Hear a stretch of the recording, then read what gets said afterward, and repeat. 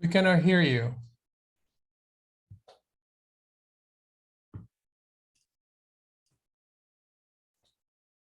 Okay, got it. You're not hitting got it to accept.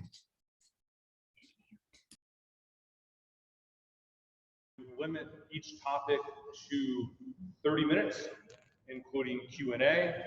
So following that, then we can get down to some of our normal business. So the speakers tonight, if you wouldn't mind adhering to that as best you can, I'd appreciate it. And I'll wave at you just in case we're getting close to time. Josh is going to be running the Zoom meeting for us, so thank you anybody who's joined at home. And he'll be taking questions, written questions on there because we don't have the ability to hear you here tonight. But we're going to start off tonight. I'm proud to introduce our county tax collector, Nancy Millan. She reached out to us and wanted to come and give a presentation about what her office is doing, introduce herself and the roles and significance that the tax collector plays. So I'll go ahead and introduce her, and glad to have her tonight. And then following that, we'll move on to the rest of the agenda. Thank you so much. Good evening, everyone. Good evening. How are you?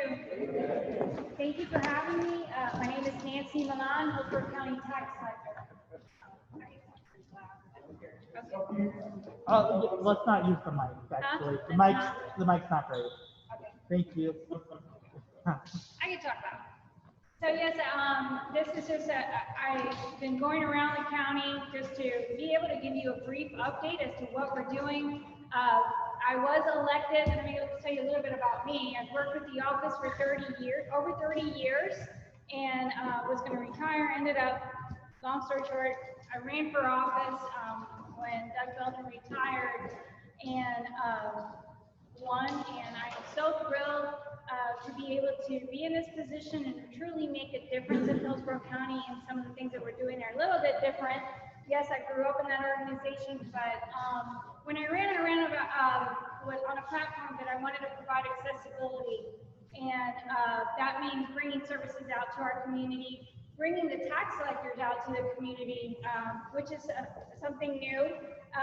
Us reaching out to different HOAs, chambers, everyone, so that you can know who your tax collector is, what services we provide, and just as you voted me in and put that confidence in me to run the office, I think is one thing that I need is to pay it back, and that is by making myself, open, transparent, and coming to you just to give you a brief update as to what our office is doing.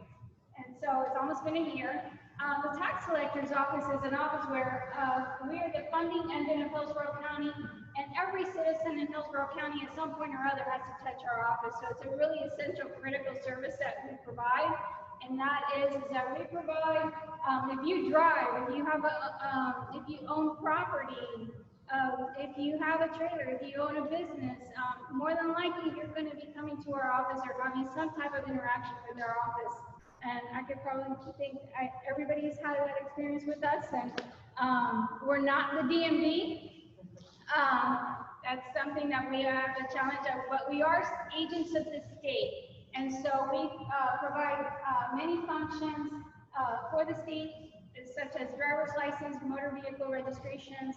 And so that is a critical part of what we do. We also serve over 1 million people. Our county is 1.5 million, and there's about 1 million that come into our office on an annual basis. Another very important part that function that we do is collect the property taxes that we collect. We collect over $2 billion a year and distribute that. That goes back to the counties. Our budget is roughly about 34 to 36 million. And we're really proud to see that this year, just recently, we were able to return $22 million in unused fees back to the county.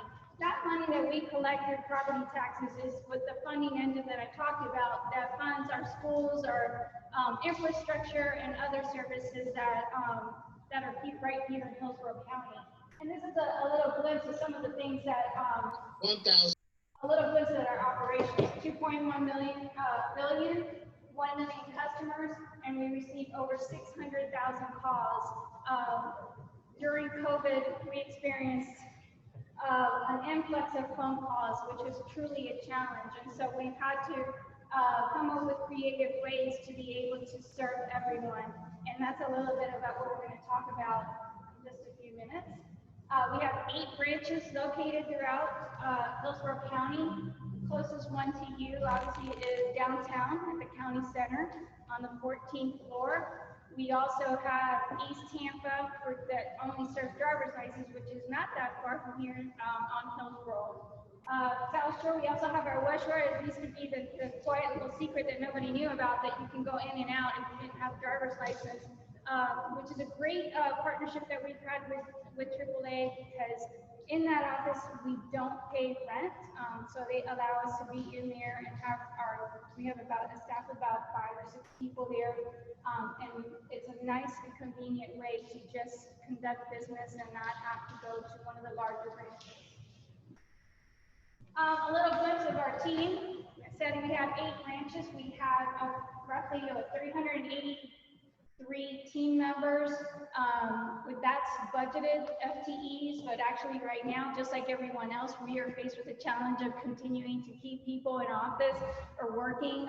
There's people that have, decided that, their lifestyle needed to change. Work-life balance is important, and so trying to keep a good staff on hand is a challenge like everyone else. So we have about roughly 363 people in our office right now, and you can see we have a pretty diverse group, and that's something that we're really proud of. It really mirrors our community, and that's something that we continue to thrive in ensuring that we have diversity in all levels of our organization. Some of the things that we've done, I wanted to go back a minute because when we talk about employees and the things that we've done, some of the things that we did this year, again, you have happy employees, you have happy customers, and investing in our employees is really important. So some of the things that we've done in order to maintain strong people within our office is we actually just raised their hourly rates. We went from $15 to $17. And so we did a market study and saw where they needed to be. And those folks that work those front counters have a lot of information and a lot of knowledge that they have to have in order to serve you. There's lots of regulation from state and just in general for local ordinances. So having that competitive pay, so that we can keep great people is important, so that we're really proud of that. In addition to that, we were able to keep our health insurance without having any increases to them, so they will actually be able to have an actual increase in their pay. And as you know, with the way things are going now with inflation and gas and everything else, is anything that we can do to help, I think is important, that we ensure that we take care of our employees so that we can have a great staff to serve you in our community. Some of the things that we've also done is worked on employing a digital employee, actually a digital AI employee, which actually helps us with those 600,000 calls that we talked about. We had to get creative with COVID. It brought challenges, but it's also opportunities for improvement, just like everyone else, with using technology to help us serve 1.5 million customers. So using AI has been able to allow us to answer calls, or actually through our internet, we're able to answer specific questions that are those redundant ones that we normally get. And so we're hoping to keep training our AI bot to answer questions as well as guide folks through transactions and guiding them through filling out forms and so forth. So within the next couple of years, you'll see a big difference in self-service tools that you'll have available to you. And the goal is, again, is to make life easier for you and convenient, so that you'll be able to handle your transactions from the convenience of your own home without having to come into the office unless it's absolutely necessary. So those are some of the things that we're working on. Since we implemented our digital employee, which her name is Sophie, it's been a couple months. We've received over 30,000 questions, and from those 30,000 questions, there were about 25,000 unique questions, so unique APIs, so that means that unique users that are actually asking those questions. So we know that we are making an impact and a dent in some of the questions and trying to serve our constituents better. We also have vehicle registration kiosks that are available, and I'm not sure if you're aware of it, but there are some in some of our Publixes. We've actually installed these. They're very very similar to an ATM machine, where if you just want to renew your tag and you really don't need it right now, and you didn't want to wait to have it mailed to you, you can go to one of our Publixes, you enter in your license plate number, enter the information, it asks you a few questions. You're able to pay with a credit card, and right there on demand, you will get your decal. I don't know if you knew that, but if you didn't, that's a really, I highly encourage you to use that. It's easy. Just like you get cash out of an ATM, you can get your decal. So that's something that we're working on and continuing to look at other opportunities for us to use those kiosk machines to conduct additional business. For instance, if you have toll violations, sometimes you can't renew because you have a toll violation that you didn't realize you had. You have kids, I know my son will use your car and you don't realize that you have a toll violation, you're like, oh gosh, and you can't renew. So we're looking at ways to, again, offer more convenience, working with the toll agency so that we're able to collect at the same time that you're going to renew, clear your toll violations and renew out at the same time. So those are things that are coming down the pike as well. Also, we're also investing in a new phone system. Again, with COVID, we felt the impact of that. We had calls coming in from all over the place, not just Hillsborough County, but all over Florida. They're just looking for a live person. And we are like the information station of Hillsborough County. So we get all of the calls, even if they're not related to the tax collector's office. So we've implemented having a new enhancement of a new phone system that will help us with the phone calls, even with our callback feature, which is a feature where you'll virtually hold your place in line on the phone so that you don't have to sit there and wait and wonder when we're going to call you back.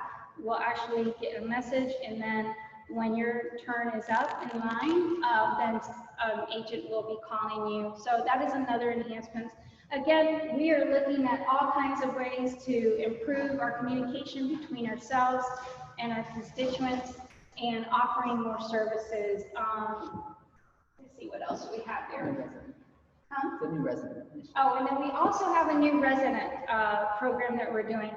We have a lot of people coming in from out of state.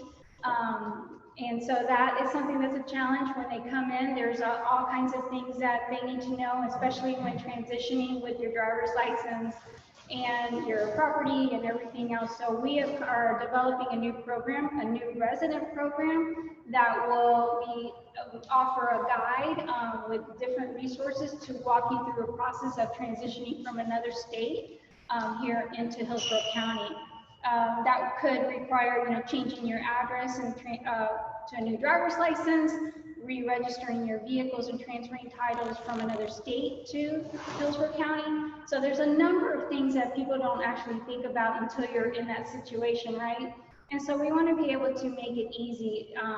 We know how overwhelming it can be when you're moving in and settling in with your family. So we just feel that this is another way of us offering some type of service to our new residents and offering that accessibility that we promised from the very beginning.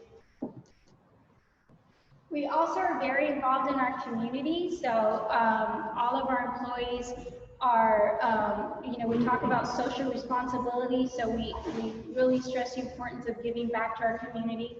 So we have many different outreach programs, including these.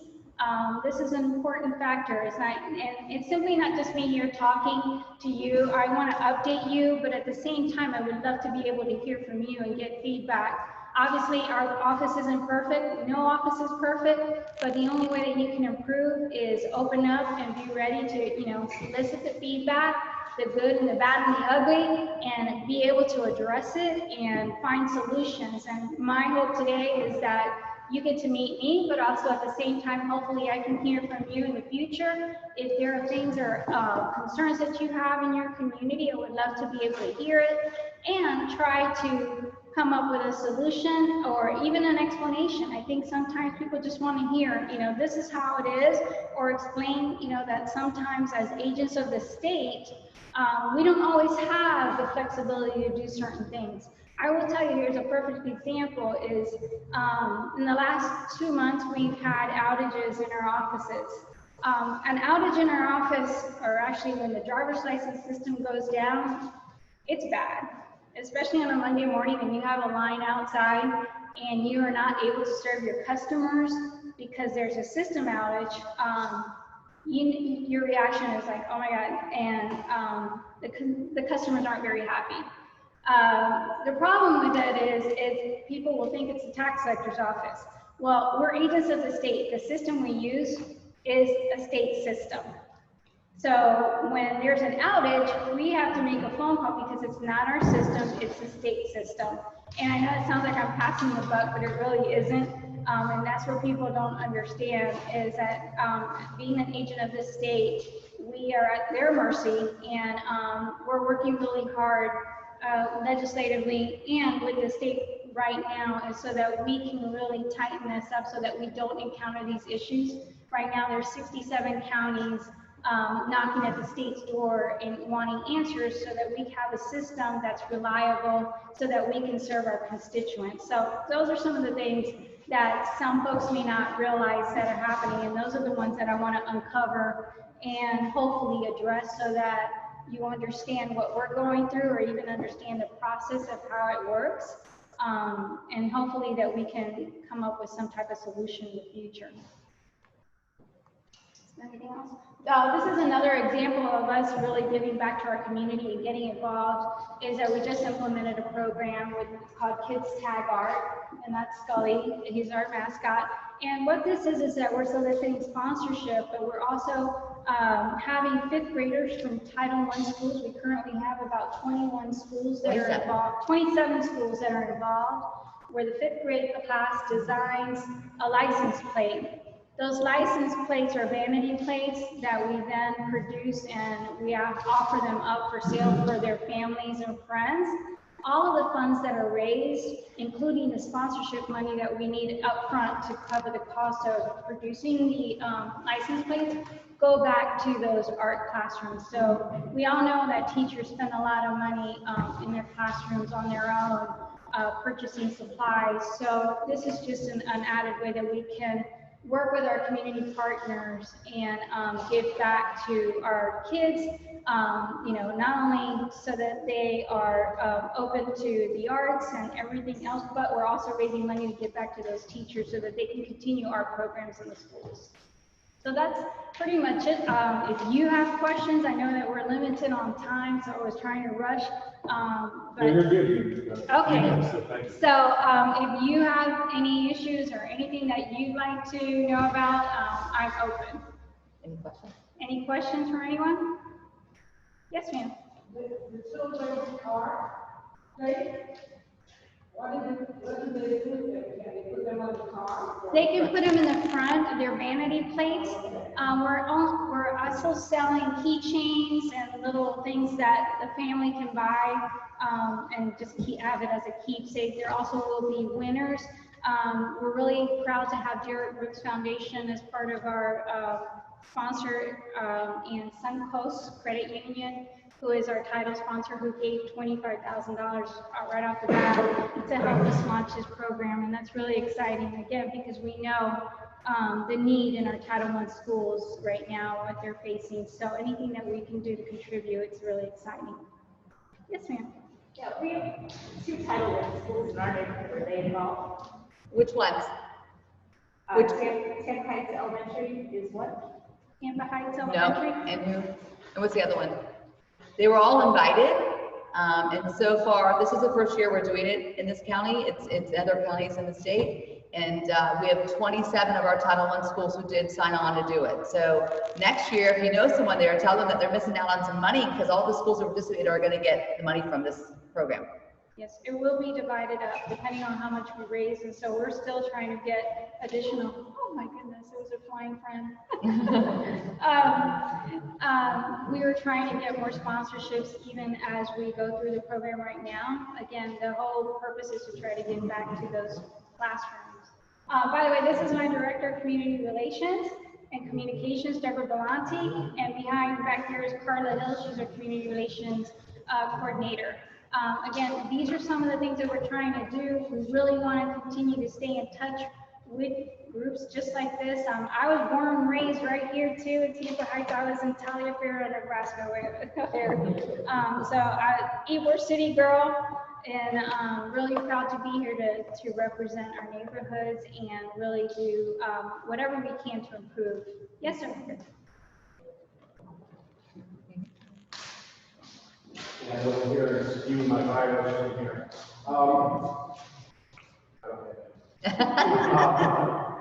Welcome. Thank you. My name is Rick Hernandez. This is I odd. know you. Yeah. This is odd to me, even as I know it's coming out of my mouth, but I feel compelled to ask a question. I have 4 of your tax bills sitting on my desk right now. Mm-hmm. And we have 2 state agencies in this room right now, you and FDOT. And there's an odd convergence that takes place there. I'm curious, for those of us who live within the corridor of the interstate, some of us have learned only recently that there are going to be some construction issues that may affect our properties, which I view as a potential negative effect on the value of our properties. To what degree are those types of variables to be included or discussed or analyzed by your office? And if we feel we have a viable claim, how do we present it? Okay, if you have a viable claim, when you get your trim notice, which is from the property appraiser's office, that's the opportunity for you to go to a value adjustment board and plead your case. Those things are determined by the property appraiser's office, not the tax collector's office. We often, folks get us confused as to who does what, but the answer is that they give you, you get a trim notice in August timeframe, and that's really if you see there's an issue with the valuation of your property, there's an open window of opportunity for you to file your claim and plead your case through a value adjustment board, and then it goes from there. They determine what the valuation is, or you would, at that time is when you have those opportunities to discuss it. Okay, thank you. You're welcome. Well And we are, actually, we're Hillsborough County. We provide state services at a local level. So we're agents of the state, but we also provide a service here, which is the local property taxes that we conduct. So it's an interesting combination that the tax collector has. Anybody else? I'll throw out a question along the lines of that topic. We've encountered a lot of things, not just transportation-wise, but transportation-wise, other things where the state government tries to overrule or take away a lot of local control of things. And it sounds like some of that affects part of what you do as well. And we've encountered this in our discussions with other state agencies where, even their district offices or their other employees, have difficulty because of what the legislature passes, right? I mean, as an agency, to some degree, you're forced to do what the legislature demands. And in order to get better improvements upon that, how can we be informed of what some of those local improvements you'd like to see? Do you mention them in your newsletter, or is there another way that you get the word out? That's a great question. We're going to start an advisory board committee, but again, we're in just the process of scratching the surface. I just started getting my team together, getting some of these things that really needed immediate attention. But to your point, I would love to be able to push out information and even offer information via our website, or even offer things that you can post in your newsletter. I was just appointed as a co-chair for Florida Tax Collectors Association on their legislative committee, and I'm also serving as a Department of Highway Safety liaison, which I really love.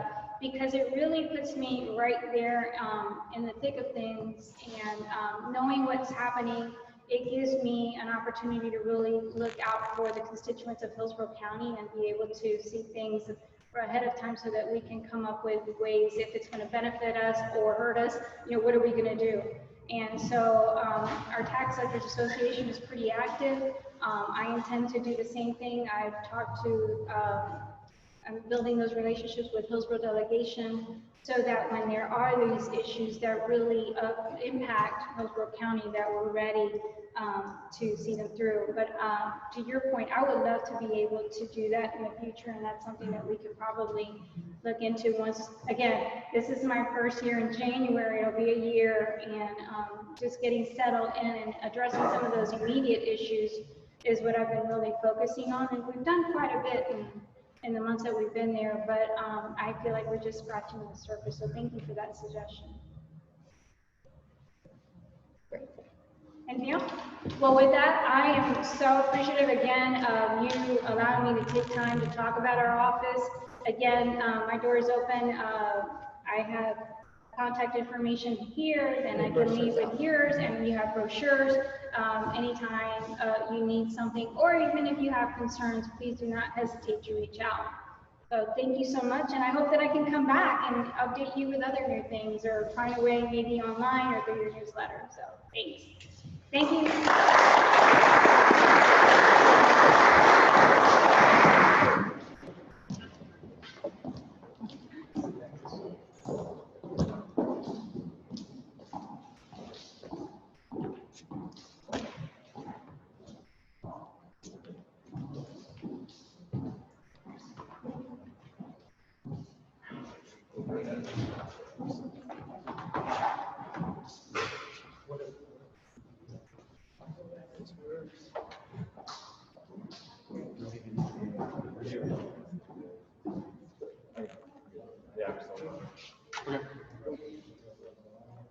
All right, moving on to our next item on the agenda and our next guest speaker. I'm going to introduce Pat Chalura with Loci Capital.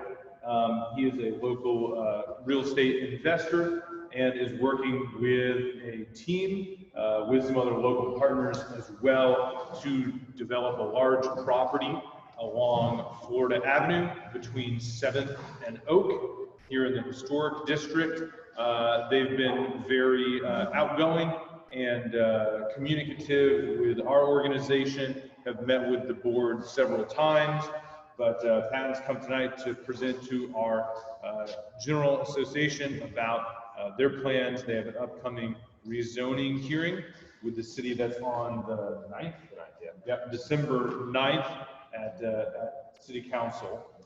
And so in advance of that, they would like the neighborhood's support. I will also mention, since Harvey is here in the crowd tonight, that it involves a second rezoning as well as the movement of a historic office building that is currently on the site. But I'll let you maybe get into a little bit more of the details.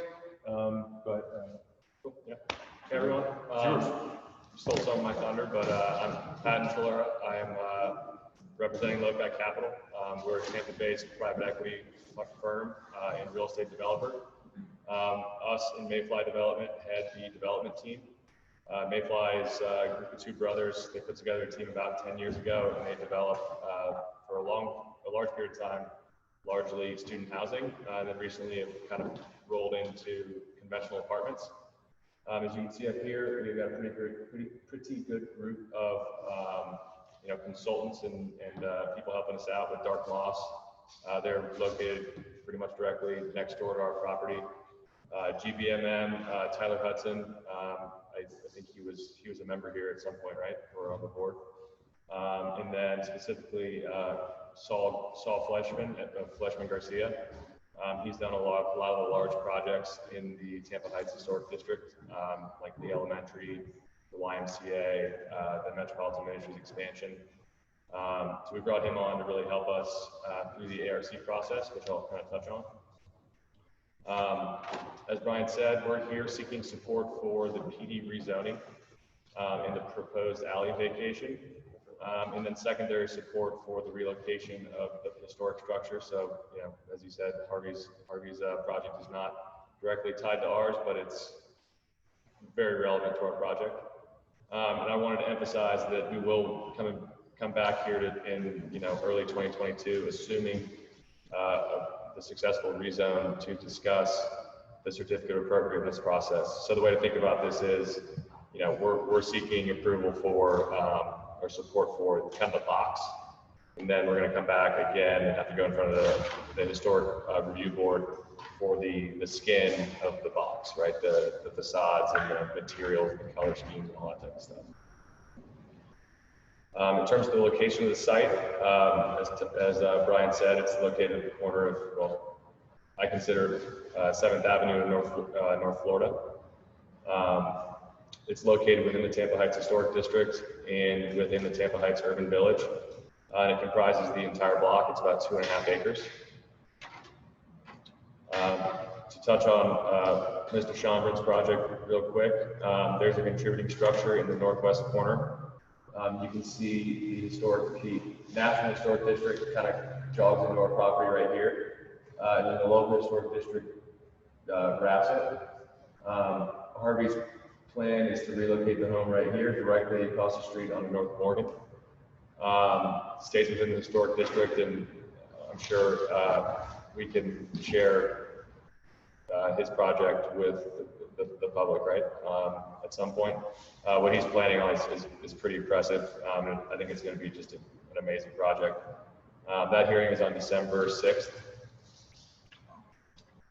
As far as our rezoning, we're proposing a 7-story mixed-use building with 11,000 square feet, ground floor retail, and 321 dwelling units. The highest point is 7 stories. The majority of the site, as you'll see, is about 5 stories. In the elevation, there's a feature associated with the elevation change that allows the building to not actually necessarily grow in height, but just in number of floors, which I'll touch on. We're going to have 48 efficiency units, 263 1- and 2-bedroom units, and 9 3-bedroom units. We have 517 parking spaces, which is slightly underparked, but we think for the urban village that this is and the proximity to the future streetcar, we think that we're actually overparked for what it actually is. And then we have a 5% affordable set aside for 30 years.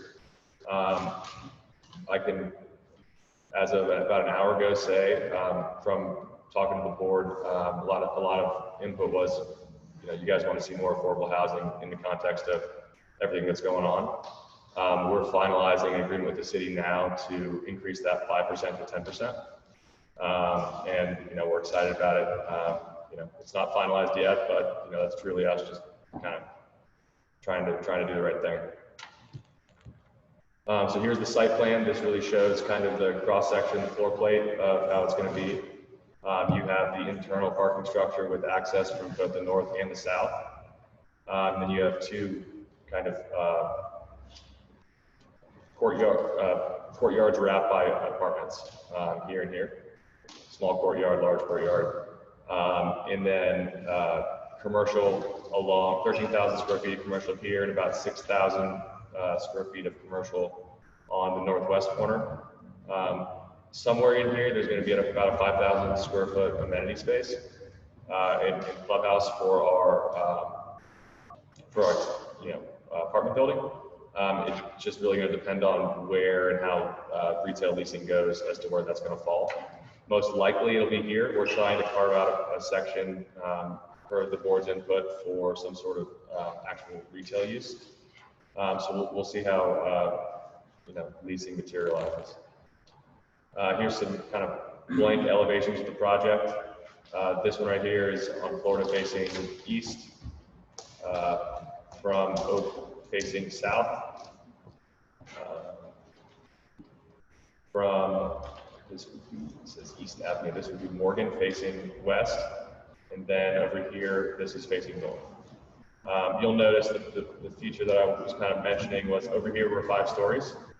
And the building it grows by 1 story due to this slope change, but it actually it grows by 2 stories of the actual building, but the actual height of the building stays relatively flat. I wanted to touch on kind of 2 major kind of public features and amenities that we're thinking about providing to you guys and the community. As part of our plan, where Harvey's old office was, we kind of carved out the building and are proposing a neighborhood park. It says 16,000 square feet, but it's actually much bigger than that. I think it's 0.2 acres, so 6,000, 7,000 square feet. You know, this will be a city easement for public access. It'll be maintained by us. It'll be built out by us. I've got a couple examples of kind of projects that we've worked on in the past. This is a rendering up here of a dog park that we've worked on. This won't be a dog park. It'll be a people park, a regular park, place to linger. And then I put this other image over here. This is you see Roca on the side. You know, it'll just something along the lines of that. You know, hardscape, place to hang out, just, you know, something to give back. The ARC will be involved in this design process, so we can't really say exactly what it's going to be yet, but they're going to have their hands all over it. And the other neighborhood amenity is the streetcar. I know all you guys are familiar with the streetcar. The city has earmarked our site as a location for one of the stops. When we brought them our proposal, they said, great, this sounds awesome, but we need 10 feet. So we said, great, that sounds awesome. We'd love to have a streetcar stop. So they're getting 10 feet all along Florida of our real estate, and we're going to kind of build out whatever they don't need. That'll kind of be amenitized with, you know, nice pavers and planters and whatever we need to make it feel like the rest of the development. Let's see. So kind of last 2 things I have, like kind of the pretty picture. Two renderings, one facing southwest and one facing northwest. It's important to note, I've said it several times, this is going to have to go back through the ARC process. This is the current iteration, not the final iteration. And we took you know, feedback from the ARC board, from the ARC staff, and from Saul Fleshman to kind of get closer to where we think this is ultimately going to be. So we kind of pointed out some things. We have some gables, some pitched roofs, some awnings. The windows are representative of the rest of the district. You know, we used the same brick that was used at the Lee Elementary expansion. So you know, this is a, like I said, current iteration, but not a final iteration. We're going to come back to you guys to discuss ultimately what this thing's going to look like in a couple months, hopefully. So here's the other elevation. I want to point out, actually, this is where the park is over here. This is not how the park's going to look, but this is where it's going to be located. And then this is finally the last picture. This is facing northwest. Baptist Tower would be kind of over top of here. And this, yeah, it's got it. So, yeah, open up to questions. Go ahead. Just, could you go back to one of the slides where the site plans and show the alleyway that you're requesting vacating? Yeah, so right, why you're requesting vacation? Yeah, so I mean, this is probably the easiest way to see it. So right now it's a T alley. It comes through the property and then T's here, so you have double alley. There's really no way for us to build on site without doing it. I know right now there are historic bricks with the Brick Street ordinance. When we've talked with the city and the ARC, they're actually supportive of it. The big thing is that they need us to palletize those bricks and kind of get them back to the city. We're petitioning them to allow us to take those bricks back and then reuse them within our park as kind of like since we're not really able to, we are within the historic district, but there isn't really any historic features that we can save ultimately. That was kind of like our one thing. We would love to be able to save the historic aspect, but without vacating the T alley, we can't really do anything. Yep. What's the historic building you're moving? Is that Stringer's office? Yes, yes. Where's it going? Directly across, so it's located right here, right now. Mr. Chambra, we're buying basically half of the block from him, and he owns a parcel directly across the street. So it's going basically directly across the street, staying within the historic district, and I'm sure we can get you pictures of his, proposal. It's pretty impressive. It's going to be a fully rehabbed, refurbished. It's going to win awards. Can you go back to the elevations? Elevations or renderings? Elevations. So this is just so that you can see it. Do you think it's possible to get some zoom-ins in terms of the street frontage? You may not be able to do it now, but if you could provide just, a bit more so we can just see kind of what the activity level is at the street edge, and also a count of the number of active doors per block. So to give a external percentage. doors? Yeah, that are actually functional and active, right? Like, Yeah. that's not an active door, right? So I did leave out every single ground floor apartment. So all of these, Have walkouts? they have walkouts. So Great. everything all the way around the property will have walkouts. And then, I think the other thing that would be helpful too is if we could see this like a section, like building section to the sidewalk edge, to the curb. So like the first 18 feet of the facade out to the sidewalk. Actually, I might be able to, let me back out of here real quick. And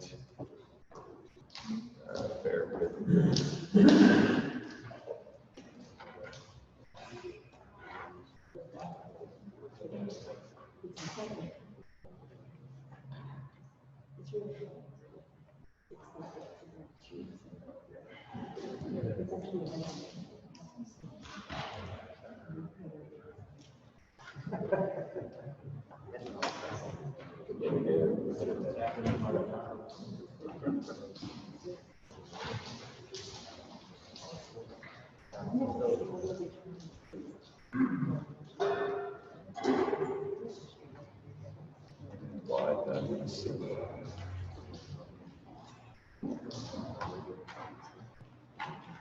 So I have this, for some reason my computer is not working.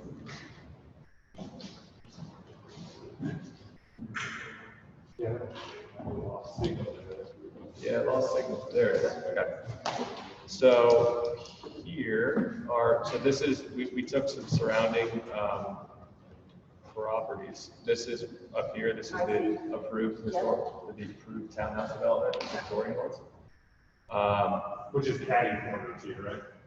It's directly across the It street. is directly across. Okay. Yeah. And then this is our proposed development. So it's not the easiest to see. There's kind of it.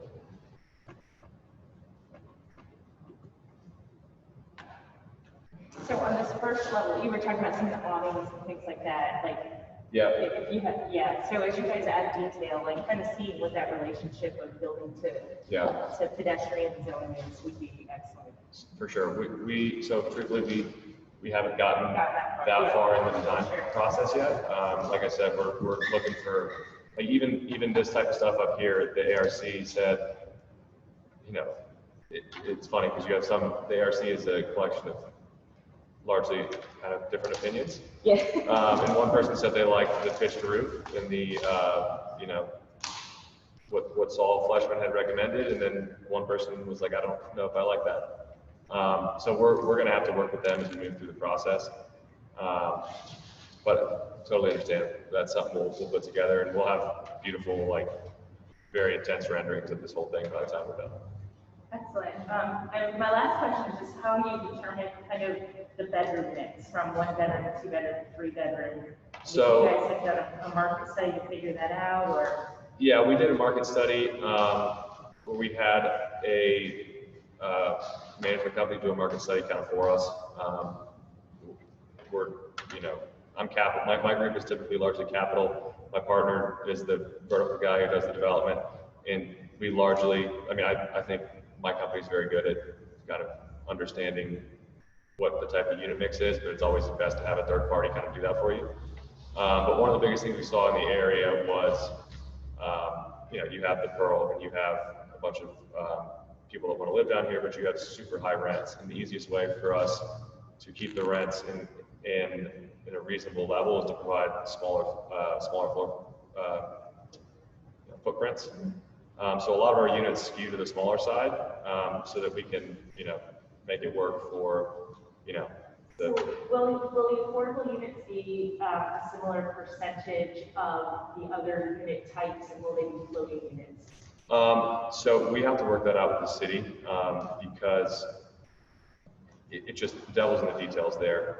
It's hard for us to just say these 15 particular units will always stay affordable, because then what happens if someone comes in and says, I don't want that unit? So, that's something we're working through. The expectation though is that it's gonna be largely 1s and 2s, because we really don't have any. We have 9 3s total, and I think we only have 20 something 2s. So we'll have to work that out with the city, but they're going to be largely studios at once. That would be a good question to ask them, because the affordable housing piece is a big one for the city right now. It's probably everyone is aware, but if it's mostly 1 bedrooms, right, then we're serving just one kind of income and one family or household size, versus being able to adjust for the household sizes that I think we can expect to see in Tampa Heights as it continues to grow. Especially as we want to be able to provide entry into the neighborhood so that people can move in and move up within the neighborhood. So, just some food for thought as you work through some of those things with the city. Yeah, sure. Thank you. Of course. Okay, I think there's a comment from Zoom. Okay. This individual said, the park space sounds good. I hope the developer will consider using native plants and landscaping to minimize the water and chemicals and promote pollinators. Yeah, certainly. I mean, we're open to feedback on, what we think we should do. Like I said, we would love to reuse those historic bricks, just because that's our one historic kind of thing that can remain. So we definitely want to put that in the park, and then obviously, going to work with an awesome landscape architect to help us through that process.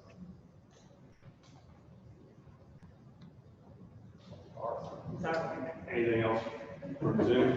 No, we're good. Anything else from the audience?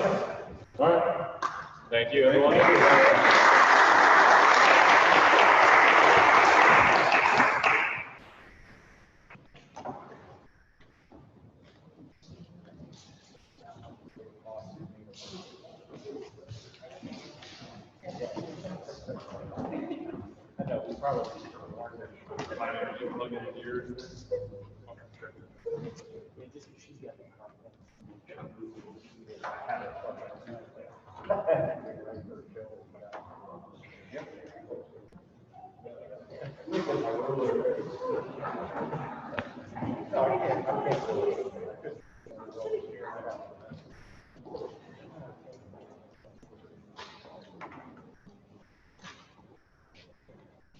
All right. With that, we're going to jump into our third presentation of the night. I think it's something that I can assume most of the folks in the audience and that have probably joined on Zoom tonight have come here to discuss. It was a last-minute addition to our agenda based on some information we found out about last week and some activities going on, as well as new information that we've learned this week as well. So we got Alex Price and Justin Hall with the Florida Department of Transportation here to address all of that. They put together a presentation. So I would like to have them get through that presentation, so we're to other presenters, and then save our questions for the end. We're making good progress on time.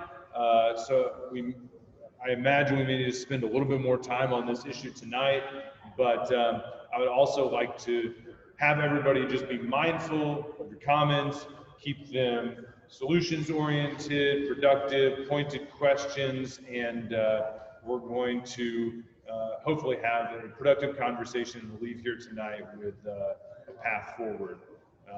So with that, I will turn it over to you all. Thanks. Yeah, thanks, Brian, and Justin's not here. I know he's at the city council, but thanks for fitting us in. I had a really good conversation with both Brian and Justin. And before I jump into the slideshow, just like a couple of caveats. There's a couple of topics I know everyone wants to talk about, so I'm going to try not to move too quickly through the slides, and I'll gladly go back to any when we talk. And then I also just want to say that I was excited to hear about the Heights grant. So that was something my team and I submitted, and we spent quite a bit of time trying to win that grant. So we were really happy to hear about that. And if you've heard, there's $18 million in the feds, and then the state's pitching in $22 million. So it's actually a $40 million project. So I think we've talked about this. So I-275 I-4 interchange, there's a stacking that happens along the southbound exit to go to I-4. A lot of that has to do with lane merging and a little bit of weaving that happens. Next slide. So the DTI, so I'm going to talk about two different projects. So the downtown Tampa interchange project, it's currently under procurement. So we've advertised it. It's a design build project. So there's three movements. There's the southbound and eastbound movement, which widens the existing one-lane flyover from 275 to I-4, which is probably one of the biggest improvements we've been asked about. And then there's westbound and northbound, and then westbound to southbound, there's some improvements. So from a safety, so we heard from the community, we had meetings before where we had the A, B, C, and D. I'm sure many of you came out to the public meetings. There were really big interchange improvements, and through conversations, we worked our way back into safety and operational improvements, which is what we're presenting here today. So, the crash reductions, those percentages vary depending on how far out we go. So we get a lot of questions about, should we go from, 40th Street over, how far north, how far south should we go? But the big thing that we see, regardless of what limit we use for our crash reduction percentages, is that we see a significant reduction in the serious injuries and the fatalities. So this kind of coming to something that we've talked about a lot. So the Tampa Heights for right-of-way acquisition, we have one more vacant parcel. We received approval through the TPO to acquire 702 Central Ave, which it's a vacant lot next to a billboard. And DM Ebor, we're purchasing 6 parcels. Next slide. And this just shows, so part of the downtown interchange project, we have a trail network that we're putting in, it's in blue, and we're tying into several existing facilities. So the green spine to the east, DOT programmed that project for the city of Tampa, and actually we programmed all the way up and over on Flora, Nebraska.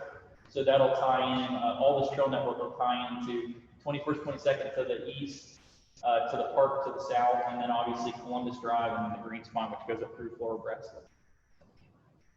Oh yeah, and then of course the Tampa Heights anyway. Next slide. So we get this question asked a lot, what happens with our FDOT owned land? So the existing Tampa Heights Greenway will remain as is. The fencing at 604 East Francis was removed, and we're working with the city of Tampa to add to the Greenway there. The existing path also will remain in place. The segment, which we can see here from Oak Avenue to 7th Ave, will be rerouted along the Central Ave to accommodate the pond. So as far as the extension of the path, this gets into a little more detail of what we were talking about. So Amelia Avenue to Columbus Ave and 7th Ave to Perry Harvey Park will be extensions. We're adding mid-block crossings at Central, Nebraska, and Palm, and a specialty crosswalk at Perry Harvey Park. And something we talked about quite a bit is the LED pedestrian underpass lighting at the underpasses, and including solar shared use path lighting, which is something that we've been working through with the city of Tampa. So, next slide. So 602 East Palm, so the community center, we have a long-term lease with the community center. The sorority house, Lane Construction, which is the contractor for Section 7, which is the I-275 project just north, which I'll talk about a little bit more in a minute. So the contractor is using that as an office for 5 years. We did hear some discussions about the Conex containers that were there, and so we're going to have a meeting with the contractor to see if those need to remain long-term, and if they do, they need to do something to provide a visual barrier. But we believe that they can be moved here shortly, that they're just moving some of their equipment in and out of the building. And then 1902 Lamar, which I know we're going to have quite a bit of conversation on that. And we've had multiple offers to relocate. We've been approached about it over a dozen times, and we haven't had any successful relocation attempts. And the asbestos was recently abated. So we go to the next slide. So just a little history, I guess, about all that we've done. So that we have an MOA with the city of Tampa and with Historic Preservation and SHPO. And to date, we've relocated 64 structures, about a dozen of them in Tampa Heights. And per the MOA, once we reach the 64 count, at that point, FDOT could demolish any remaining buildings. The Interstate Trust Fund is something else that was established through the sale of the 64 homes that were relocated. And those are funds that can be tapped to help assist in relocation. So a little bit of background on Lamar, and somebody asked me why I've got a 1990 photo here, and this was something that Justin and I talked about quite a bit. The lion heads that were on the building, we had gotten a phone call about the lion heads, about if those were historic or not, and they were actually added in the mid-90s. So just a little background, 2008, there was a structural survey completed. FDOT determined that it was beyond repair to the point where we would not have it in the 64 properties that we would relocate. So in 2015, we actually purchased it, we physically purchased it. There was a HABS documentation which was completed, and we advertised it for relocation in the Times, the Sentinel, and La Gazzetta. At that point in time, we did not receive any bids. We had some inquiries, but no bids. So at that point, DOT made the determination that we were going to demolish the structure. Through feedback from this community and some other communities, we postponed demolition of this structure and several other structures. At that time, about a year later, we realized that we had a leaking roof that was causing continued deterioration of the structure, so we repaired the leaking roof. We actually put an additional membrane over top. And then from 2019 to 2021, for a 2-year period, we actually went and solicited again a relocation. We had about a dozen requests for information. We had about 8, I believe, that went in and looked at the structure and decided if they thought it would be fit. And then we actually signed a contract, which recently fell through.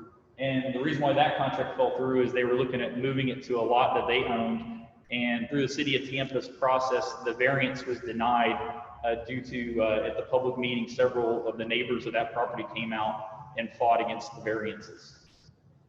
So, you can go back. So where we're at is we've tried to relocate it. Obviously now, you know, there's been damage to the property. In fact, I was out there not too long ago and I saw that someone else has decided to spray paint the building. So we've got a group coming out to paint it, I believe either tomorrow or Monday. But our plan is to complete the asbestos removal and to demolish the building. Next slide. So talk about a little bit about aesthetics, including the DTI. So you can go on to the next slide. We'll actually talk about them. So widening sidewalks, which what we're doing is cutting back the slopes on our gravity and including gravity walls so that we can put in widened sidewalks at Palm, 14th, and 15th Streets. There'll be new roadway lighting, and one of the big things here is that all the lighting will be upgraded to LEDs, and also we're going to be adding a coating that'll prevent spray painting. So it's kind of a big thing for us. Next slide. Some of the traditional treatments that we've been doing, so the pattern pavement crosswalks, the hex pattern, stamped concrete, the brick intersections, so just trying to match what's out there. Using the monotube structures, depending on the location, obviously the white or the black, and then ground mount single post signs. And then we used to call this Omega fencing, but we found out that's actually a brand. So our mesh wire welded fencing, so it's the same as the Omega fencing that we talked about before. And then black coated chain link fencing on the slopes. So noise barriers, with this I'll talk about MSE walls too. So noise barriers will match the existing noise barriers. One thing that is happening through all the projects is if it's not being fully reconstructed, what we're doing is we're cleaning up the noise barriers, cleaning up the MSE walls, and restaining them. Through a majority, I believe all of Tampa Heights, it'll be stained The color similar to McFarland Park. It's kind of like an off-white color. And then there'll be a new, the new exit ramp location at 14th Street will have an 8-foot barrier. So I know it's kind of hard to see from the distance, but so this is an example of where the noise barriers will be. This right here is actually south. This was kind of tricky for me. So this is actually, we're looking north this way. So south of the interchange, you'll see there's the new 8-foot noise barriers that will go in on the shoulder. And then if you want to go to the next slide. And you'll see that same fuchsia color continues on to the north, almost to Roble Street. And then from there, kind of to the north, that existing noise barrier will remain. And the only thing that will change, obviously, is it being cleaned and then it being restained for the areas that will remain. Yeah. So some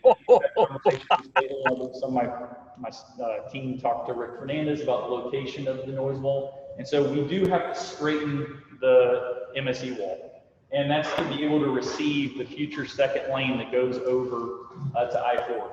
We're not acquiring any additional right-of-way. This is all within DOT right-of-way. And the remaining land between the MSE wall and Elmore Avenue is a landscape opportunity area. So one thing I talked to Justin Rickey about was if we could approach the city of Tampa about public art in the area. So we'll definitely facilitate that. And one thing I talked to Justin and Brian about is we will come back and another meeting and have an aesthetic workshop to talk about we see that right after the announcement. And to talk about the MSE walls and what color they will be in. So when we talk about the aesthetics, so the brick pattern comes down through the Seminole Heights area. In the Tampa Heights area, we'll have the shell Florida native limestone. That right there is showing like the white color, but really the color that will be is it's like an off-white color, similar near McFarland Park. Yeah, and the brick is typically used in some of the historic areas. So I talked a lot about downtown interchange. So now I'm going to talk about the I-275 corridor, which is north of downtown. So this is used to refer to as the transition project. I don't know. I asked somebody what vision was. So this is the project that lane construction began October 25th. It's widening I-275, so we're adding additional lane in each direction with wide shoulders to accommodate future transit. And so this gets the same treatment that we've been talking about. So next slide. So when we talk about the existing noise barriers, so it's kind of back to what we were talking about. So I've got the fuchsia color there picking up where we've got a new noise barrier to right about Roble Street and just north of Roble Street. And then there's the existing noise barrier and then new noise barriers along California Avenue. And then the same thing. So we've got the green, and this guy, I know it's hard to see, but the bright green. Oh, yeah. 14-foot noise barrier at shoulder on fill. So it's not on a barrier. So our noise walls are either on the ground, on fill, or they're on top of a barrier. And so the green is if it's a 14-foot noise barrier on the ground. The fuchsia is if it's an 8-foot noise barrier on top of a 32-inch existing shoulder wall. So anyway, kind of back to what we were talking about. So the same thing, pulling back gravity walls, widening sidewalks, the Omega type wire fence, and then the shell coral panel face. And like I said, the RAL 1013, it's kind of hard to get it to come through on a projector, but it's kind of an off-white color. Okay, I'm done. Okay, I thought I had more than that. Okay, great, sweet. All right, I'm going to jump up to questions here. Sure. All right. I have an easy question. Under the bridge, how much lighting? What's that? I'm sorry. Under the bridge, the Florida Bridge, how much lighting are you proposing to put? So if you can go back to the LED lighting. So it'll be just like this. So there'll be lighting on the front side of the pier and the back side of the pier, and depending on the width, it's basically 2 per structure per side. So you'll have 2 on the front, 2 on the back, 2 on the front, 2 on the back, and then the same thing on the other side. But I noticed there isn't much focus like under the bridge. Oh yes, so there is under deck LED lighting that we're adding for the wall pack. So this picture right here actually does a pretty good job of reflecting the LED wall lighting on the piers, but not the under deck lighting. So there actually is under deck lighting on the concepts for what we're doing. Yeah, go ahead.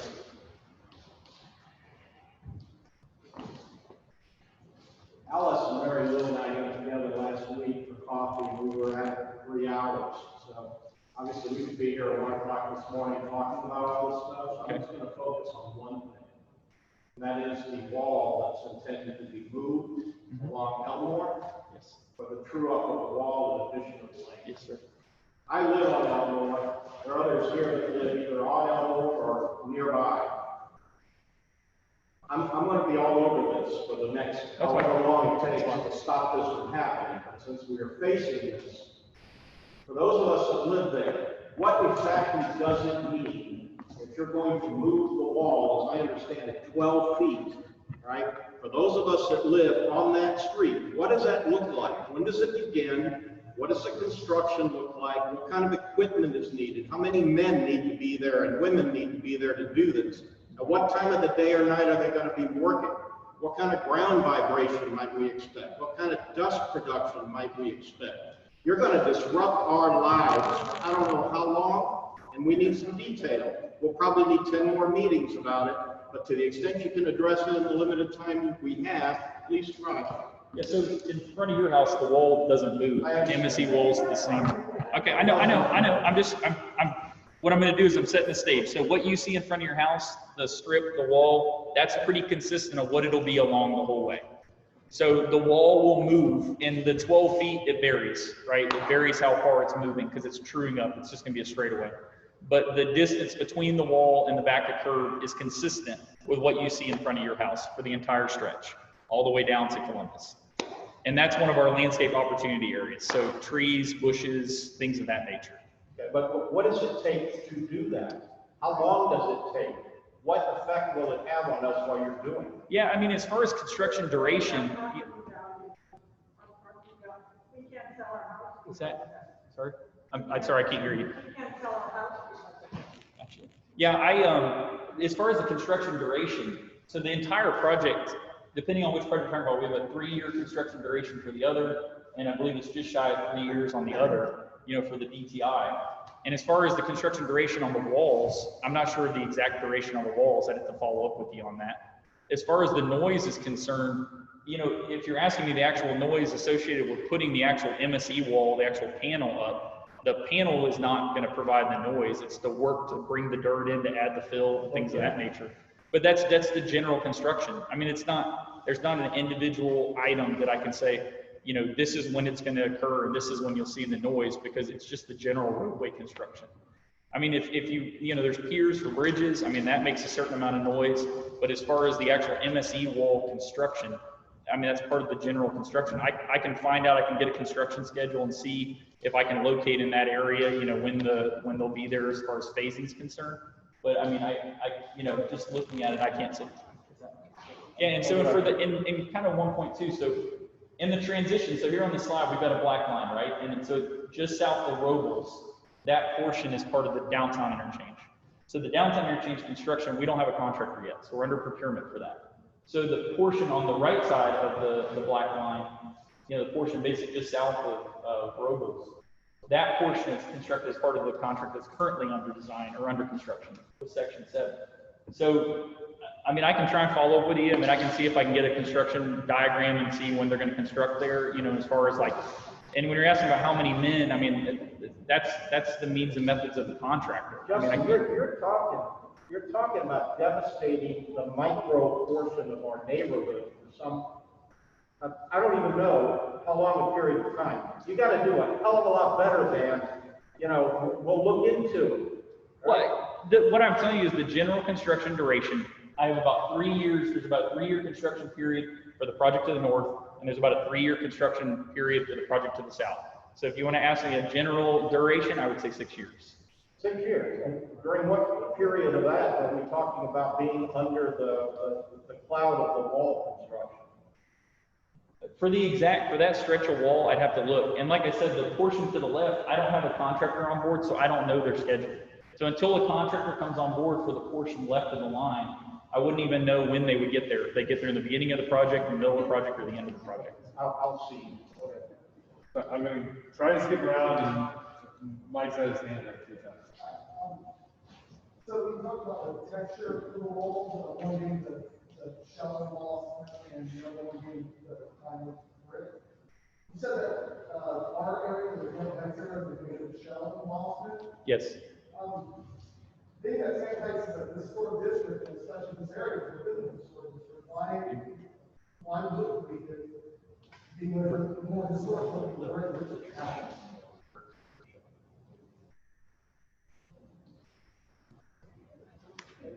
Okay. So I'm gonna get with Brian, and just to help out a little more, I'll send an actual graphic that he can send out to show like where the brick is and where the shell is. The portion from Nebraska to Columbus, the portion that's not being reconstructed, that portion, so we have shell, right? There's existing shell all the way to, it's just past Robles where the gravity wall picks up. And so for that portion, if we're not reconstructing the wall, we're matching the entire stretch to what's existing. So the existing MSE wall is a shell pattern. So instead of, picking up midway and switching from shell to brick or vice versa, we just maintain the shell through. As far as like the color, we've talked about the color, that's something we're hoping to come back and talk to aesthetics, so talk landscaping and things of that nature, and we could talk about color, but it'll still be the shell pattern just to be consistent with the existing wall to the north. Because that wall won't be rebuilt. So the wall all the way up to just north of Robles will not be reconstructed. So I got a question on Nebraska. The entrances and the exits still going to remain? Yes, sir. The Nebraska entrance and exit will remain. Yes, sir. Sorry, Karen. Sorry. Okay. I came prepared. You don't know me because. No, I was in the charrettes as a good. citizen. I wasn't a DOT employee. So that's good that you remember some of it then.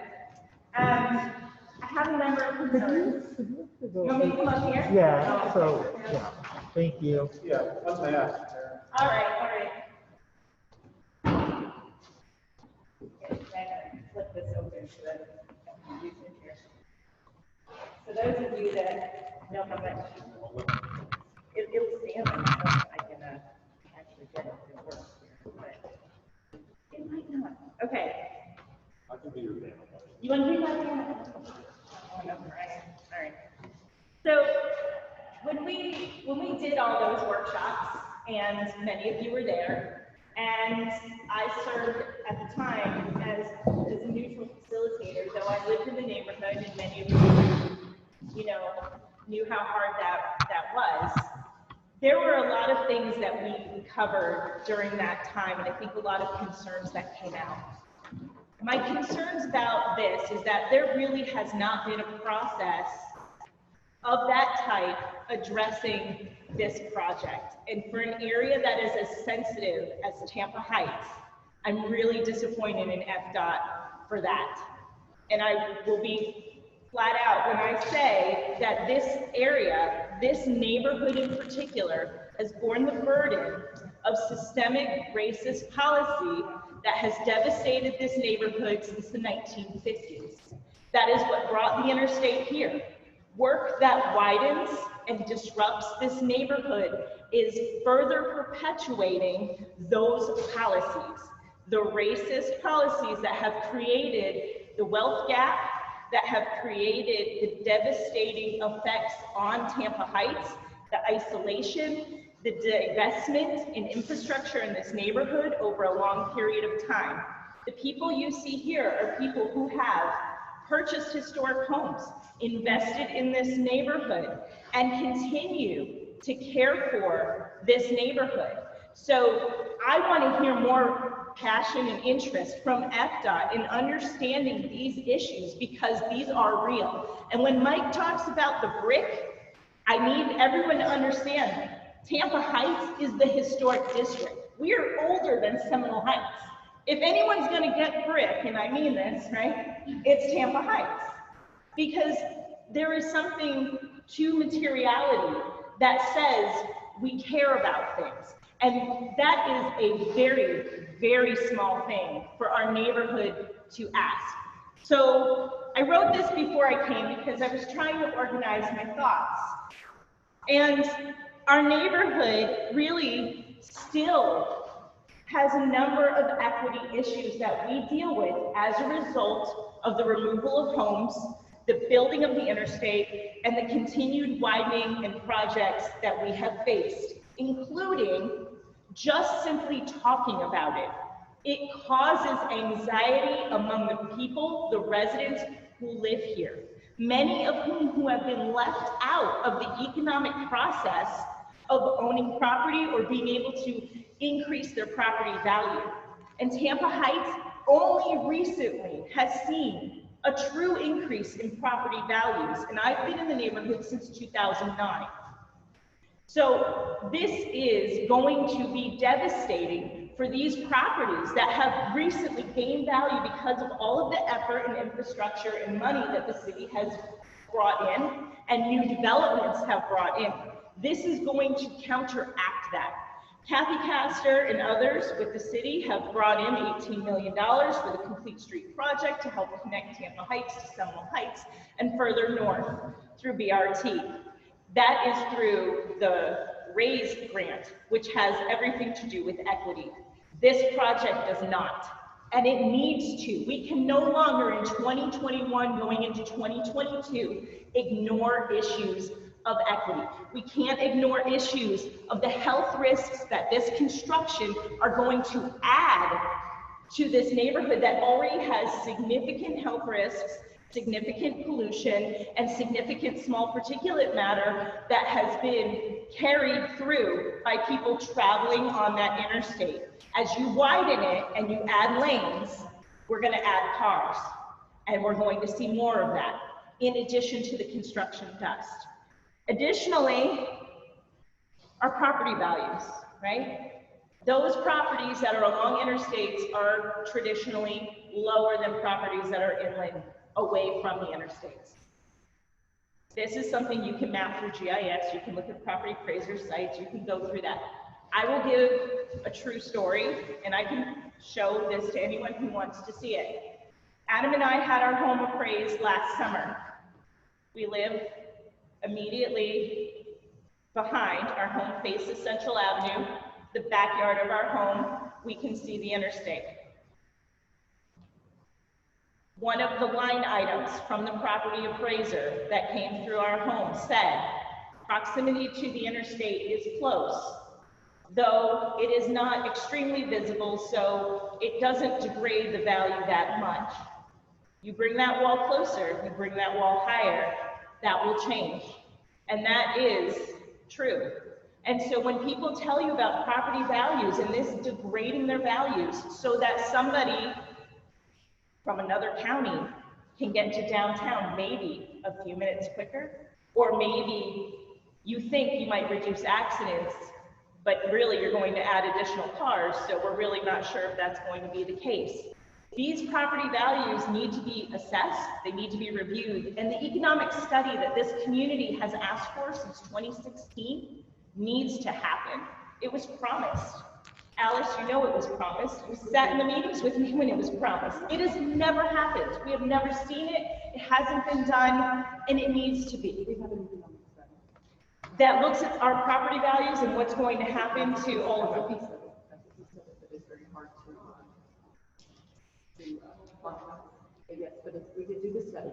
So it needs to come out, though, and it needs to be shared, and we need to see it, because what I have experienced is that interstate is going to affect the value of my home. So in addition to that, the GHG reduction. City of Tampa right now, the GHG inventory, and I know it well because I actually conducted the greenhouse gas inventory for the City of Tampa and for Hillsborough County. When we look at greenhouse gas production, transportation is the #1 thing that produces the majority of our greenhouse gases. 46% of all greenhouse gases in the City of Tampa come from transportation. 36% of that is from road travel, VMTs. So what are we doing to reduce VMT? Because the City of Tampa has goals to reduce its GHG. The federal government says we should be carbon neutral by 2050. What is FDOT's plan? How does this fit into that? Because that is something that in this day must and needs to be answered. Outreach. What's the actual outreach plan? What does this look like? When are you coming back? How frequently are you coming back? What are we going to get to discuss? Can we have answers to all of these questions? Construction. Rick talked about construction. That definitely needs to be answered. The other thing is vibration, right? I talked about those of us who have worked to restore historic homes. right? We have to go to ARC every time we want to do anything. Listen, I wanted to put solar on my roof. I can't even do that. I had to put a Tesla solar roof on my house because I can't use regular panels. We've invested a lot of money and we have to go to ARC every time. You want to change a paint color, you're going to ARC. So if there's vibration and our plaster cracks or new pools that have just recently been built pop, what happens? Is that going to happen? I mean, you're talking about houses that are in very close proximity to this construction. And shade trees. I mean, you guys, how much did I talk about shade trees, right? So if we're talking about greenhouse gas reduction and we're talking about landscaping, we need to talk about shade trees because the tree canopy in Tampa Heights is one of the biggest values that we have. Tree-lined streets in the city of Tampa add $20,000 worth of value to every property. Street trees are one of our biggest assets and resources when it comes to shade, when it comes to energy reduction, when it comes to pollution reduction, when it comes to stormwater, and when it comes to reducing GHG. So no more palm trees. Don't even think about it. Please, please make sure we're looking at shade trees and significant landscaping. So I will stop there. I'm sorry I've commandeered so much time, but based on my history and the fact that this one is going to touch literally my backyard. So I really need FDOT to work with us. We've worked so hard to try to build trust between the community and FDOT several years back. We need that to be there, and we need FDOT to really take these things seriously because, seriously, you know, our climate, our greenhouse gas emissions, the health of our community, our property values, and equity really need to be at the top, not sound walls. Yeah, and so I'm glad you brought up the raise grant.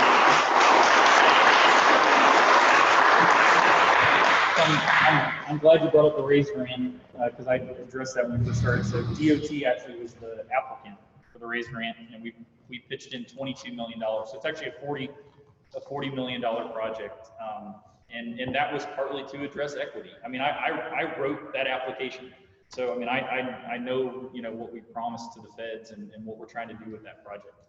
And you know, when you talk about, you know how to look at this interstate and rethink some of these things because and I think that we have. I understand, you know, your opinion, and I think the trail network, I think the noise walls, you talk about noise walls, and that is a highly discussed item. You know, we have a lot of requests for noise walls. In fact, we have folks to the north, you know, where we have the transition project that stops that want us to keep going because they want the noise walls.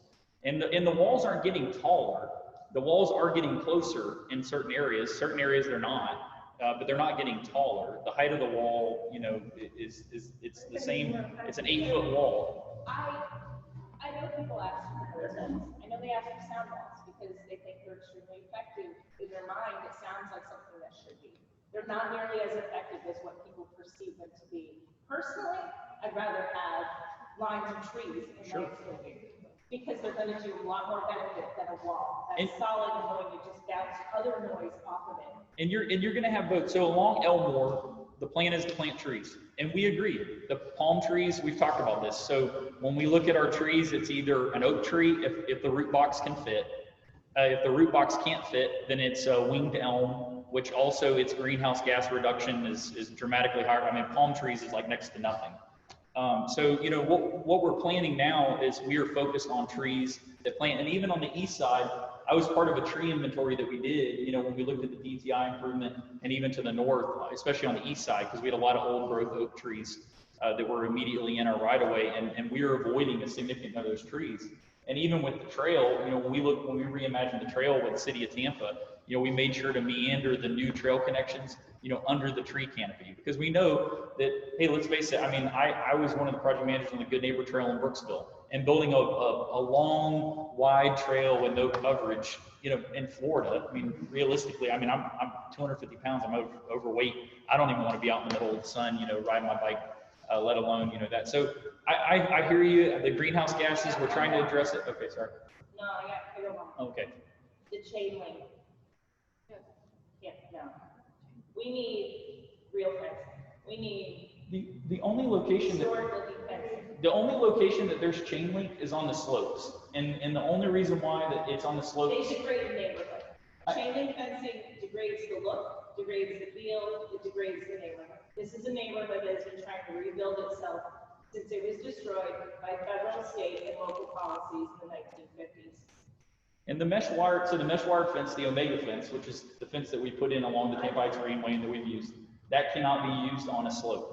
So that's the only issue that we have. And that's the only reason why you see the black chain link on the slope versus on a straightaway where we've got the mesh wide fence. The chain link's also banned in our historic.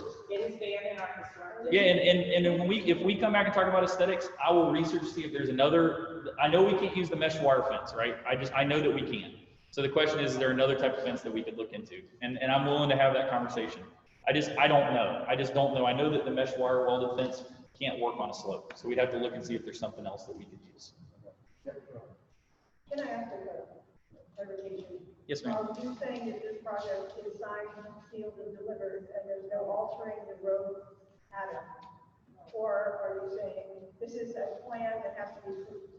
So the lane configuration, so, okay, there's two parts of the conversation. So the aesthetic portion of the conversation, we can continue to talk about the landscaping, the color of the walls, things of that nature.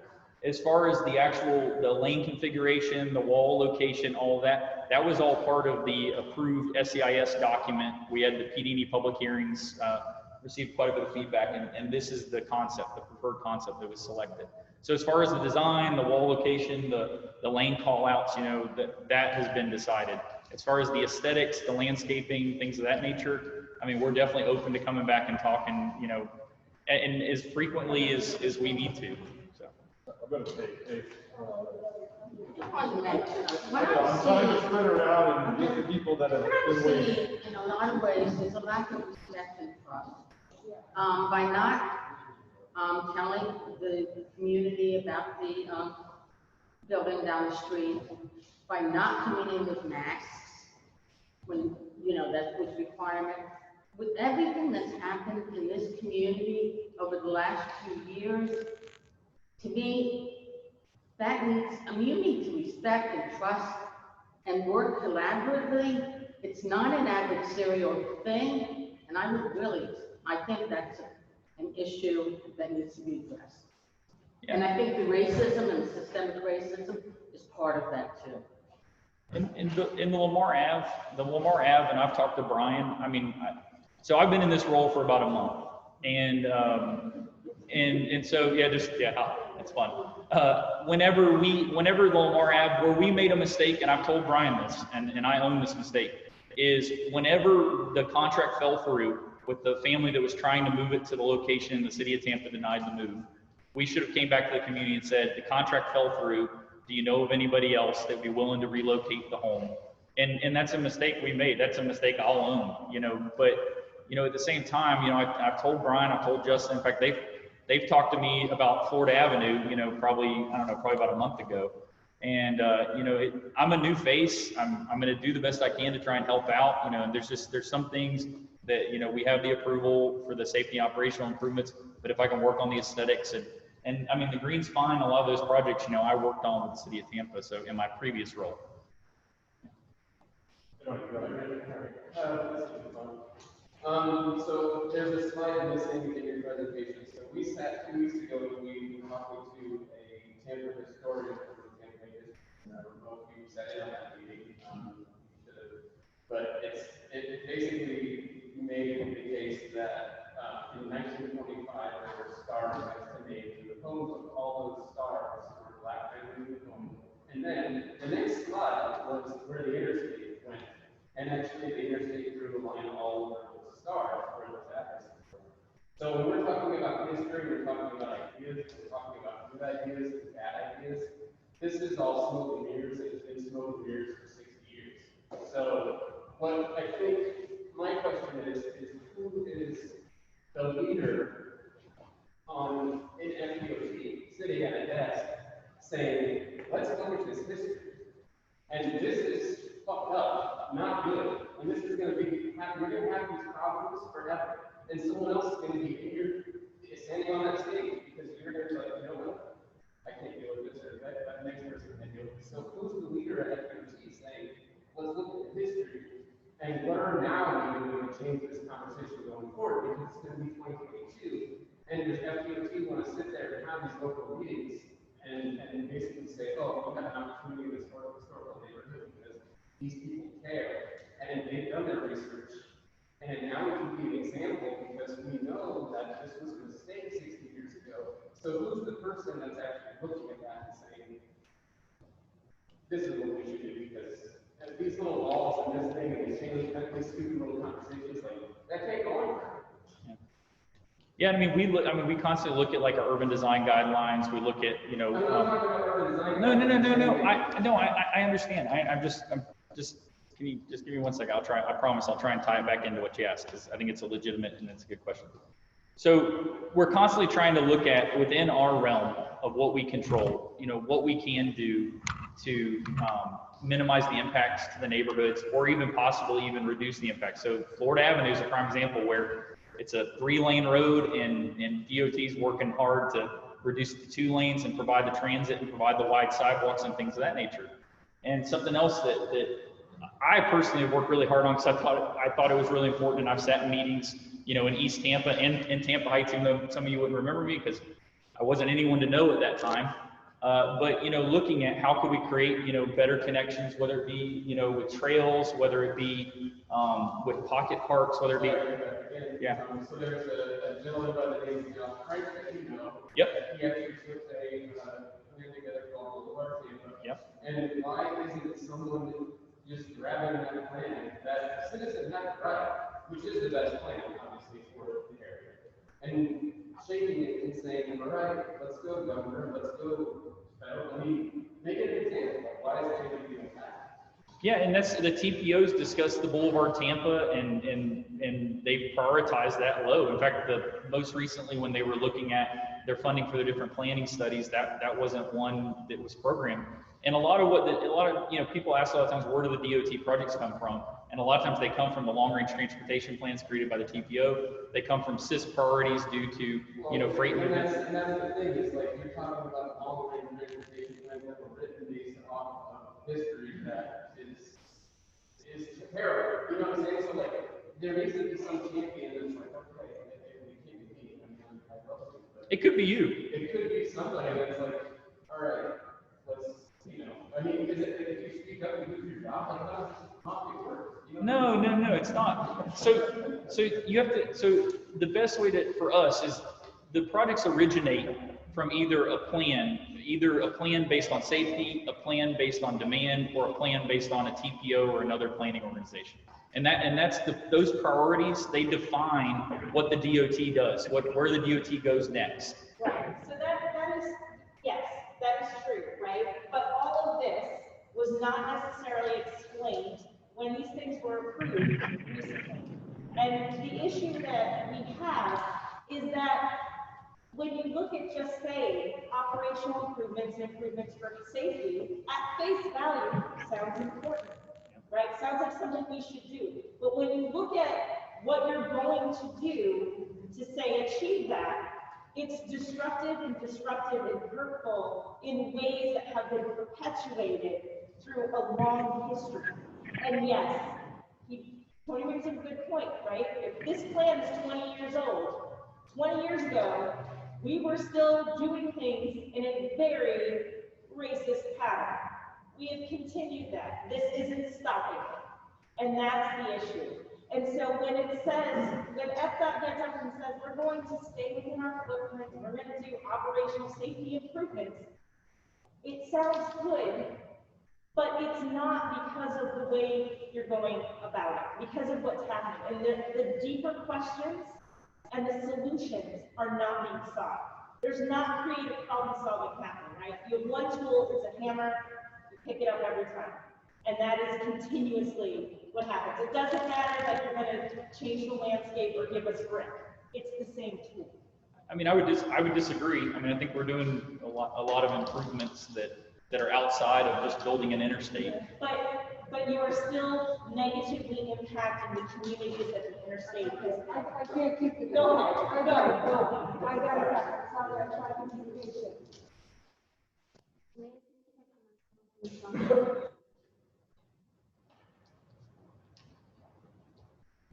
This is emotional for me. When I moved to this state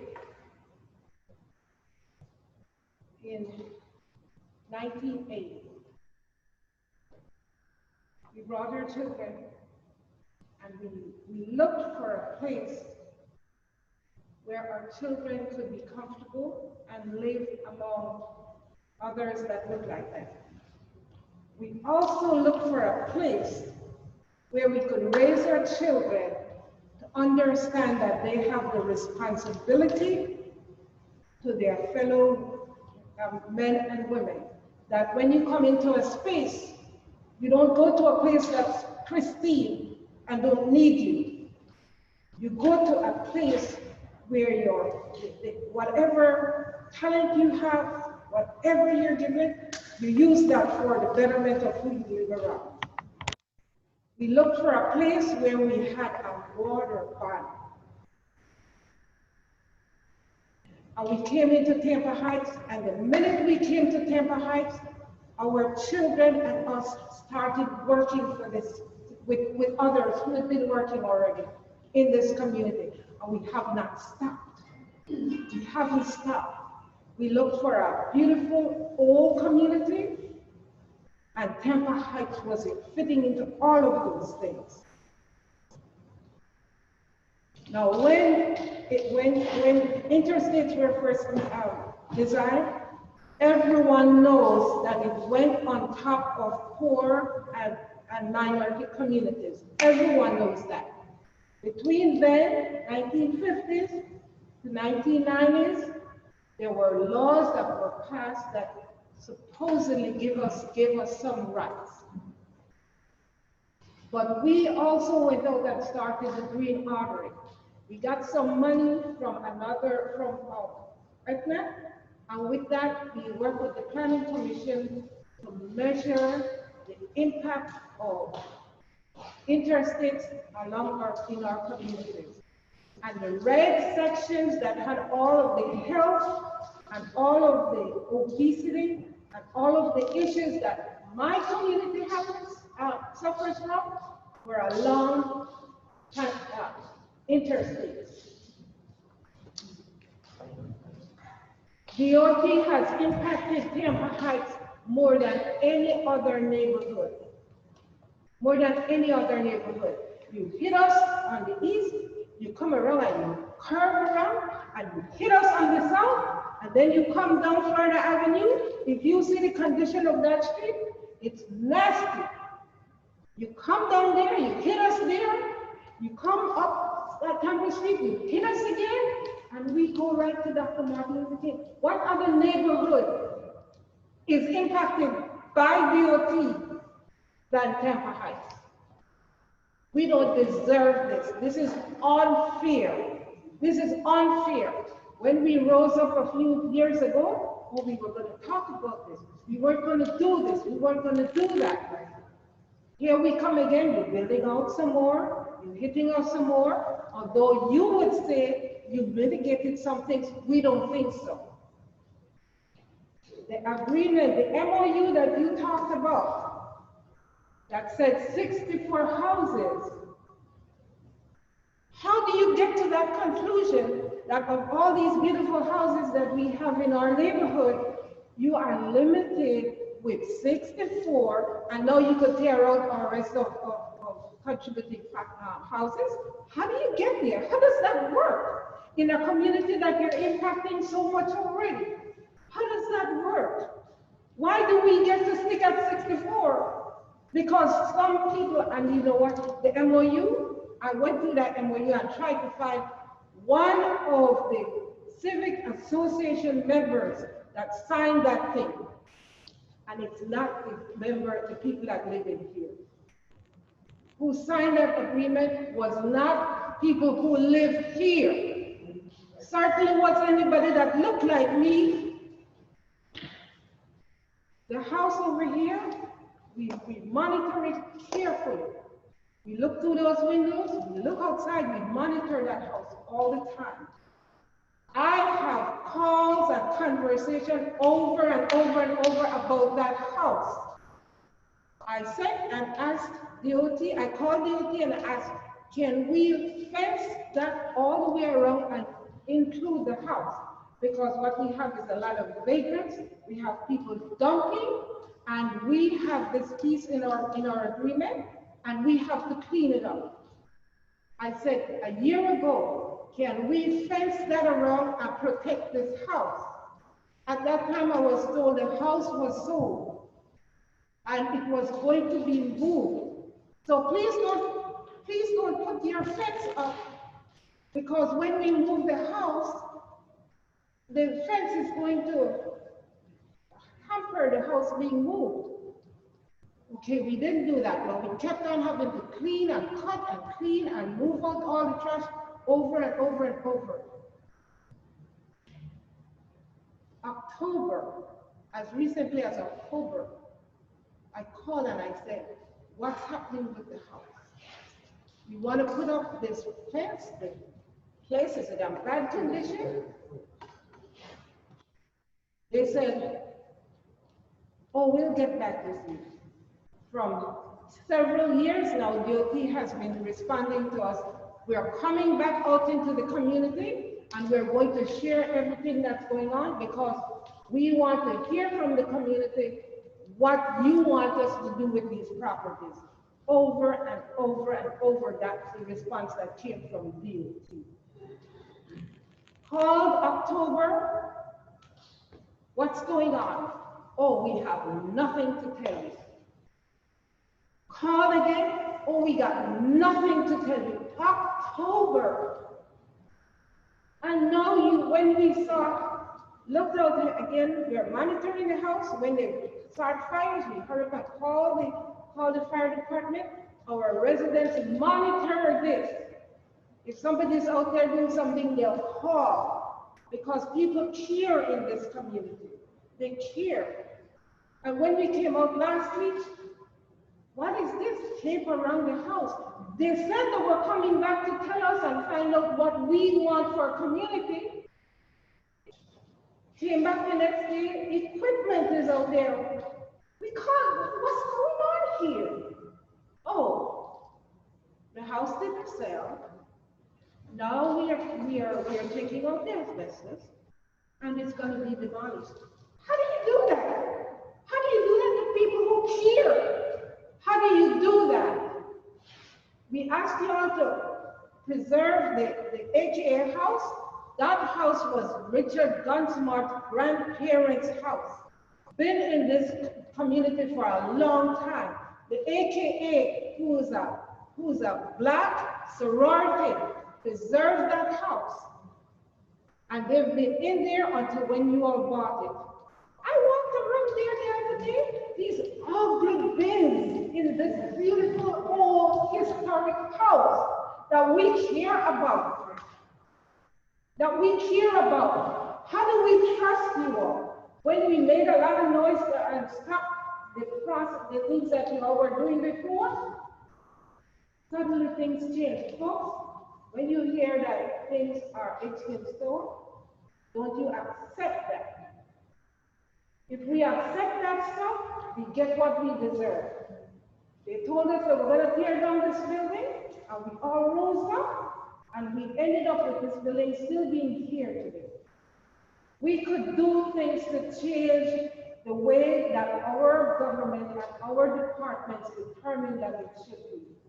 But if we don't get involved, then we don't get anything. I want to know, this building is old, it's historic. This section was built in 1903. This section came over in the 1950s.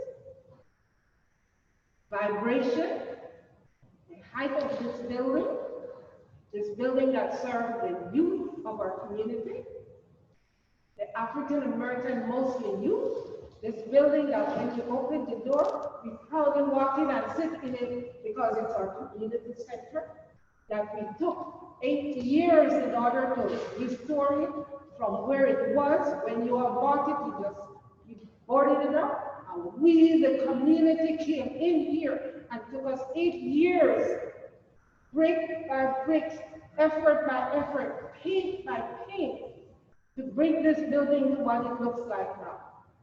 When we walk by here now, we're glad we have somewhere for our community. We didn't before. We were all around in different places having our community meetings, years and years and years. How are you going to come and stand there and say 6 years of construction? How is an old building like this going to stand all that vibration? It's just not right the way you all are treating us. It's just not right. And we've got to do something about it.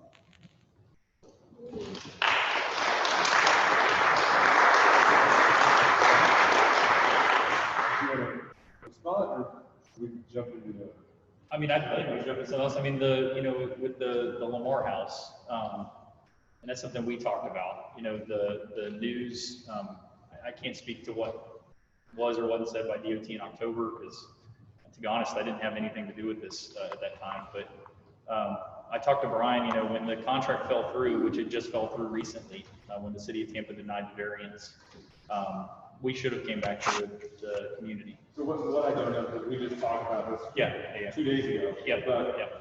Was it going to be, because I know the way the MOA works, was it was supposed to be moved within the neighborhood? Was it going to be moved within Tampa Heights? Yes, the property that had the variance denied was in Tampa Heights. I get all the public notices. I did not get a notice for variance about that, because we keep very close track on those things and we try to support those things. Yeah. So if somebody needs a variance to save this structure, you can bet if we know about it, we're probably going to come in. Yeah, and I can track down the date on when that occurred. I mean, I don't know. I mean, I don't know when it occurred. Like I said, I kind of came into that after the fact. But you know, when it comes down to the 64, you know, so the question of the 64, it wasn't like 64 was an arbitrary number. It's not like we pulled the number out of hat and said we're doing 64. When all the properties were evaluated, they were evaluated based on structural integrity, and it was which properties, you know, could we rehab and relocate, and looked at a bunch of different factors. And so the 64, I believe there were 68, so 64 out of the 68 were determined that they could be relocated. And we relocated those 64, including about a dozen in Tampa Heights. This was just one of them that early on in the city of Tampa, I know, you know, we talked with Dennis Fernandez and the city of Tampa, you know, when we were going through that process, and that one pretty early on, everyone agreed that there was a structural issue. So, but this was back in 1996 when MOA was written in the initial. You just moved the last time. Yeah, we just moved 2 years ago. We just moved the last Right, one. but when the structural determination was made, this home was not structurally sound that we moved was 25 years ago? No. It was made based on, so when we went to go acquire the structure, so that determination is made. So what I'm saying is when we acquire the structure, that's when the determination is made. In So 2015. correct. But based on the MOA, there were certain factors, like there's certain factors that could allow us to demolish if it had certain requirements and if we met, you know, a certain number of relocations based on it. So we analyzed every structure. When we've looked at every structure, and sorry, go ahead. Sorry. When we say we relocate, do you mean like stop people or you let someone else? You relocate, FDOT pay for the relocation, we pay for the rehab about half, and then the city of Tampa paid for the other half, the rehab part. And then the sale of those homes, so when those homes sold, because we didn't keep those homes, so when those houses sold, the profits from those sales went to the trust fund, which can be used to rehab and relocate other structures. So I think, sorry, I want to cut off any of those questions out there, but regarding this home, though, we talked earlier this week, I think you mentioned it needs to, FDOT believes it needs to come down for directional boring.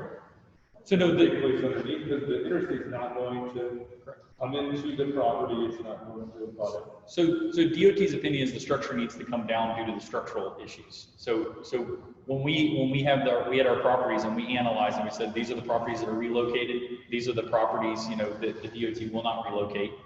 Then the ones that would not be relocated, then we've tried to find, those are the ones that we advertise. So When I talked about a while back, we advertised to see if we could get somebody, private party to come in and rehab and relocate that.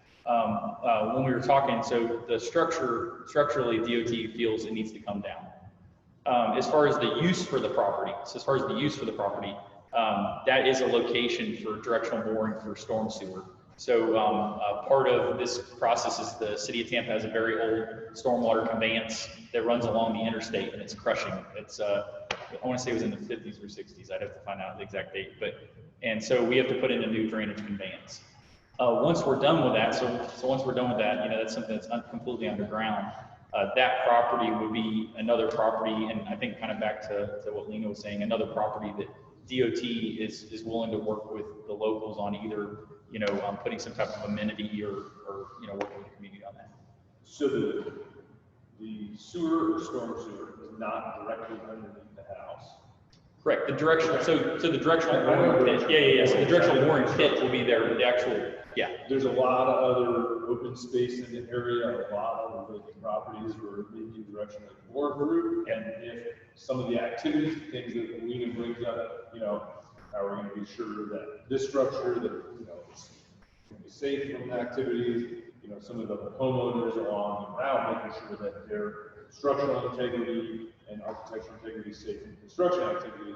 It seems to me that since FDOT already owns the house, they could go in and structurally brace and beef up that house in order to survive said activities. No, so twofold. So where the house is where the pit would be. So the house physically couldn't stay there with the pit there. And we've looked at a lot of clever engineers like that. No, 100%. But beyond that, the DOT's assessment is that in the water damage and other things, the DOT's assessment is that structure needs to come down. And we talked about it. I talked about, trying to see if I talked to our property management folks. I talked to everybody. I've had the past 48 hours, I've had more meetings on structures than I think I've ever had. And trying to figure out what we can and can't do, what that structure, can and cannot handle, what the condition is of the second floor, what the condition is of the exterior walls. And based on all of that, the DOT, does not have an ability to rehab that facility or that structure. From the estimates from the structural engineers, from our property management group and everybody, that short of someone saying today in this meeting that they want to relocate that, from DOT's perspective, it's a safety issue and that structure needs to come down. And then the lot then will be used for directional boring. And then once directional boring is done, then it would just be a lot, available for any type of amenity for the community. All right, I'll just say right now, I'm going to follow up into that. I know that your office said that you were going to, halt or pause demolition activity there. Always sort this out. So I think we need to have a follow-up meeting on what can be done. Because it sounds like if someone in the private community is willing to spend money to relocate it and renovate it, then it's certainly possible. And a lot can be done. I mean, they're trying to save the Jackson house over between downtown and Channelside, which is in even worse shape than that because of historical value. And I personally don't know much of the history of that structure, but it's a contributing structure, and simply based on the value of how many contributing structures have we lost already, why should we have to sacrifice another one of that, especially when I understand in 2015 when you bought it, it wasn't in great shape. I was in the neighborhood, then I knew that house was not in great shape then, but in the last 6 years, I don't think it's gotten any better shape. And based on what we've seen, and Lena and the other folks that operate this building and all the things that she said about that, I mean, the level of care has not been there. So any additional issues with it, I think DOT has to look in the mirror about that. Yeah. So I mean, I can tell you right now, I mean, we can have some conversations. We did pause the demolition so that we could come out here and talk with everybody and talk about the structure. I can tell you that we've had, over a dozen of the same companies that have been relocating the 64. I mean, it's the same list. I'm saying I don't think relocation needs to happen. So it's going to stay there and it's going to be right. Yeah, I'm going to tell you. I mean, I appreciate the optimism. You can take that. No, I know, and I say I appreciate that. But I can tell you that the estimates, when we've talked to private, companies, we've had, like I said, we've had several doesn't come through and look at it, and the estimates for them, it's not feasible. Like the last estimate, just to shore the structure to move it, just to pick it up was about $200,000. And recently, you know, with the asbestos and then from the previous damage before we put on the last roof, the water damage, you know, right now the structure does not have a functioning roof. But I want to just be clear, I want to get you, Rick, but the message that comes through, when people talk about the message about, you know, number one, caring about racial equity in this neighborhood, which is an issue I have not experienced in my life, obviously. But when we talk about the historic value and historic things that the neighborhood lost, this is an issue of that. And what FDOT says is that we can spend how many $1 billion to make sure that we widen lanes. That says we value the speed at which people can drive through this area from outside this area, but we don't value the history of the city and the neighborhood, because we can find a way to throw billions here, billions there, instead of being a $50,000 move, it's a $150,000 move. Instead of a $40,000 structural bracing, it's a $200,000 structural bracing. We don't value that. We don't value that in this neighborhood. We do not value historical structures. That's the message. And I think though, and I understand what you're saying, but I think the fact that you know, when we discuss the properties, right? When we discuss the properties that we have relocated, we discuss the properties that we have rehabilitated. You know, DOT, that was not something that we took lightly. I mean, the time that was spent with SHPO, with the art committee, with, you know, the city of Tampa, you know, through public meetings. I mean, there was a lot of time spent on that, and that structure.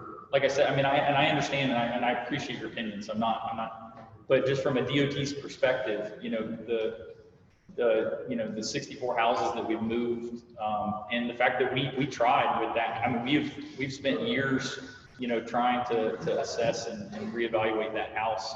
I just kind of want to say something. Yeah. You're talking about perspective, and you're saying from DOT perspective, and then what you're in is a room full of the community perspective. Correct. Right? So you're also saying that we have this idea here in this presentation to build this wall, this is going to cost this much. But we have this piece of paper here that says this foundation can't be repaired because of this reason and this whole.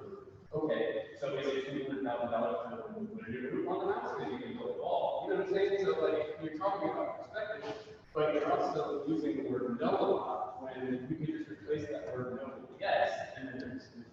And the reason why it can't be a yes, and this is something I've talked to Brian about, it's funding. So the type of funding. So, you know, legislatively, statutorily. Are sitting somewhere I think right now, you know, there's money. Yeah, but putting a new roof on that does not address the structure. So if we put a new roof on it, the structure still is failing. Like, you know, you can't just put a roof on it and it'll fix the problem. That's the issue.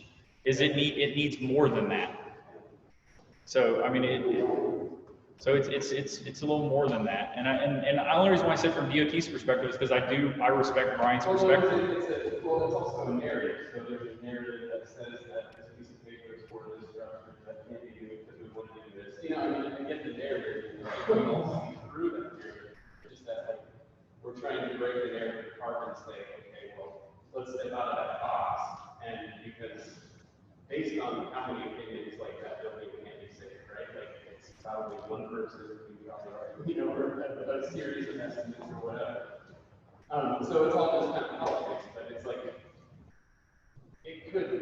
there is a solution and it could happen, you know what I'm saying? Like we just. From a DOT's perspective, from a funding perspective, you know, due to like I said, the statutes and laws that establish what we can and can't spend our money on and what fund types we can use for certain things, you know, because there's a lot of rules in that.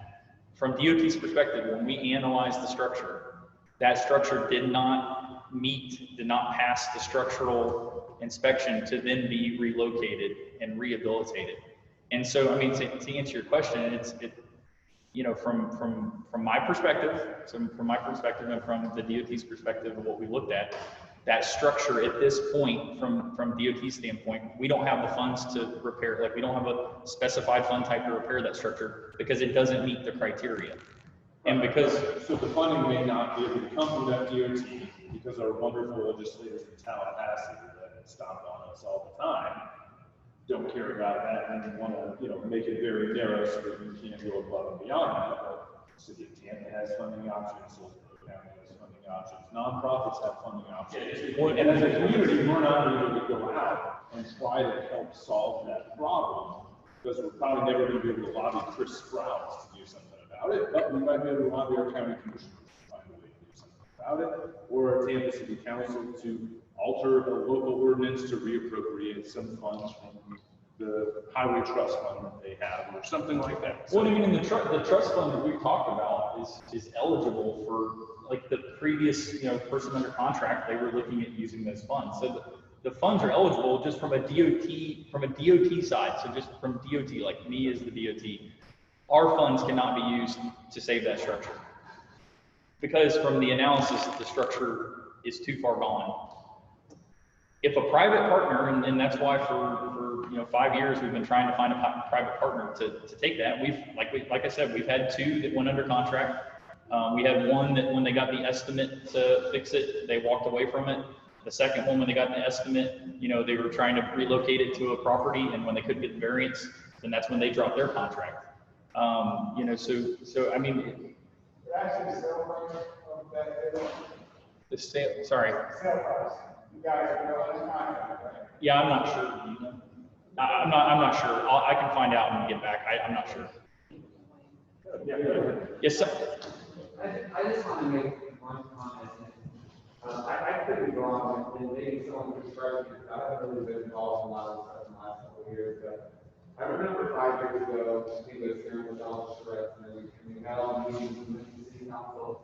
And I think just to reiterate, and maybe this could kind of sum it up, is I just don't feel like DOT or the state is even listening or even cares, right? And I think that's what David said, and that's what's said by other people. I think that's the disappointing thing, is that it doesn't matter, and I'm kind of like the same with, I don't care how many trees you put up and all that stuff, because that's not the issue.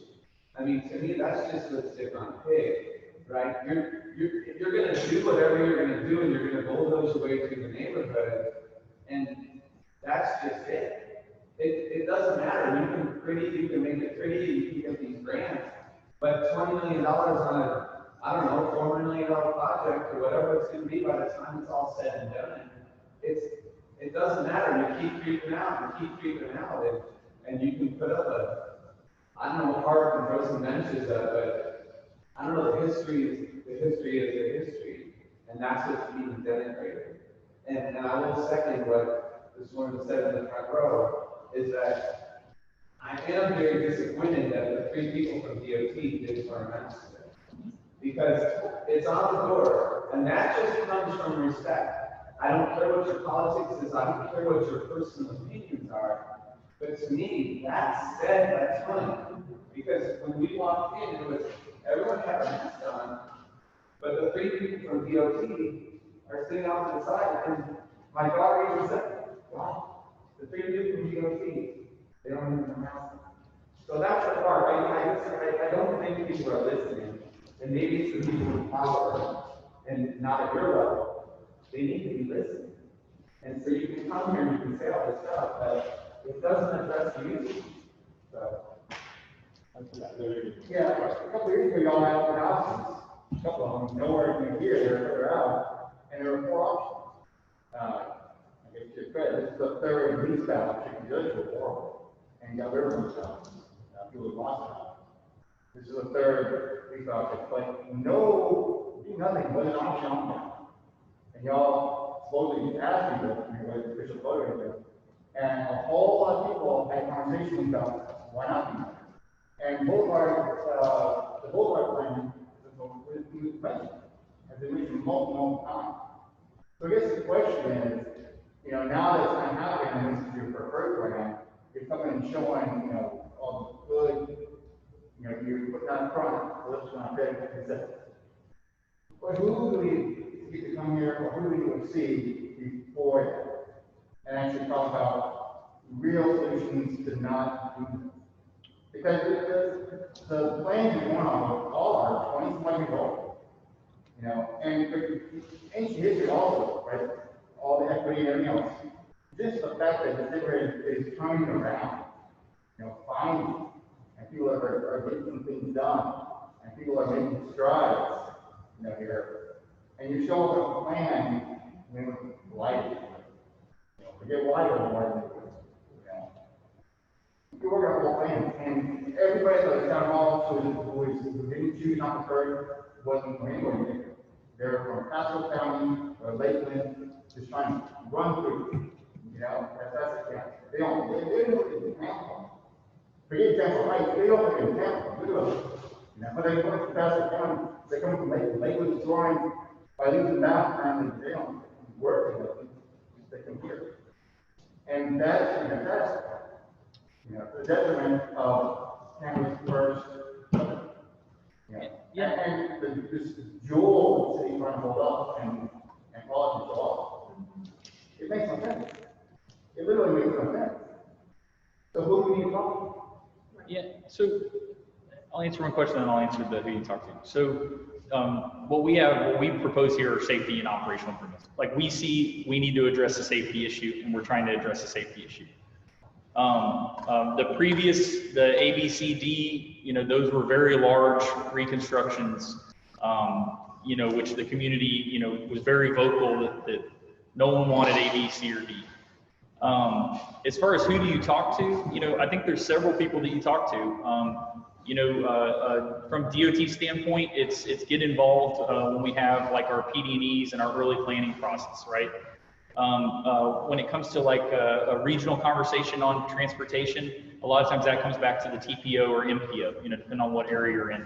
Because a lot of times they'll set the long-term vision for the area, including, you know, priorities and things of that nature. So I think it depends on the project, and I would say that, you know, DOT at the PD&E phase, like when we're in early planning, and the transportation planning organization or any other regional planning organization. Yeah.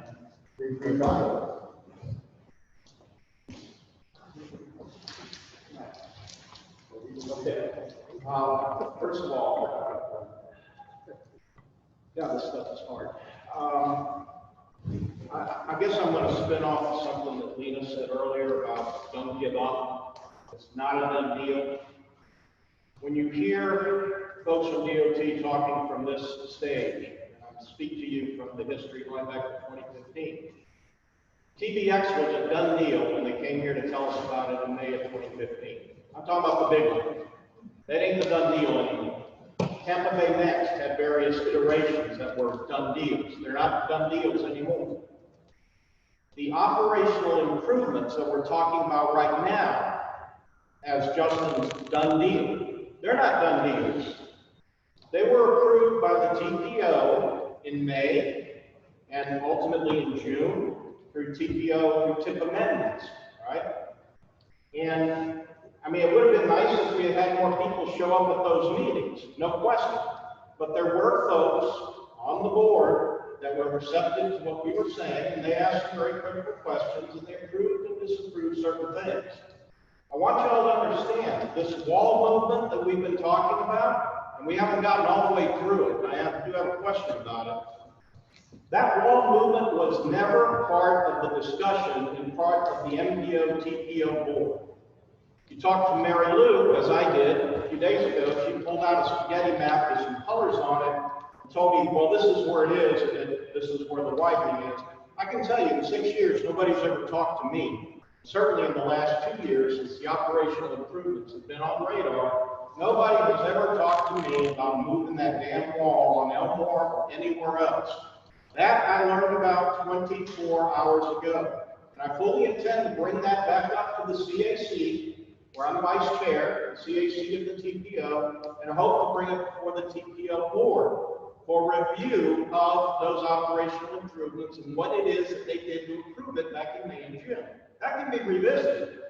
So if the passion that's in this room can somehow be communicated to more people in the neighborhood, so you all show up at those meetings, we can begin to have something that looks like what we had back in 15 and 16 and 17, when 200 or 300 people showed up at those TPO meetings. We've been asleep at the switch. COVID is part of it, but now that we're awake, they're ready to screw us. And it's up to us to do something about it, right? They're doing their job. We have to do ours. It starts right here. So hopefully, I'm chairing the transportation committee still. I hope to continue doing that next year. If you want to be involved, reach out to me, Rick Fernandez. You can reach me to Brian through Brian, and I will bring you onto the committee and we can be more organizational about it. But we do have a voice in this. Do not give up. I have no intention of giving up, and I hope none of you will either. The wall. The only thing we've talked about so far about the wall is a very limited space on Elmore between roughly Robles and Columbus. My understanding is that that wall movement is anticipated for the arc of the interstate. How far are you talking about going with that wall and the movement of the wall? I don't know the exact distance. It's part of the downtown interchange. I mean, we've got it. I've been on a graphic, and so that's a design build project, right? And so design build projects, the design teams, the contractor that wins the job, can make modifications, slight modifications to the design. So the noise wall, I can try and get from the concept plans how far away or how far it's moving. I don't mind doing that. I just, off the top of my head, I don't know. The only portion I know of is the portion that's been designed, which is the portion from just south of Robles to Columbus, and then the portion on the, I guess, the east side on Talavera. I don't know on the east side of the, or north side of the black line and the east side of the interstate. So anything outside of that. And as far as the noise wall relocation, that was a part of the PD&E. I have the PD plans. It was called out. There's a call out box that says noise wall will be relocated.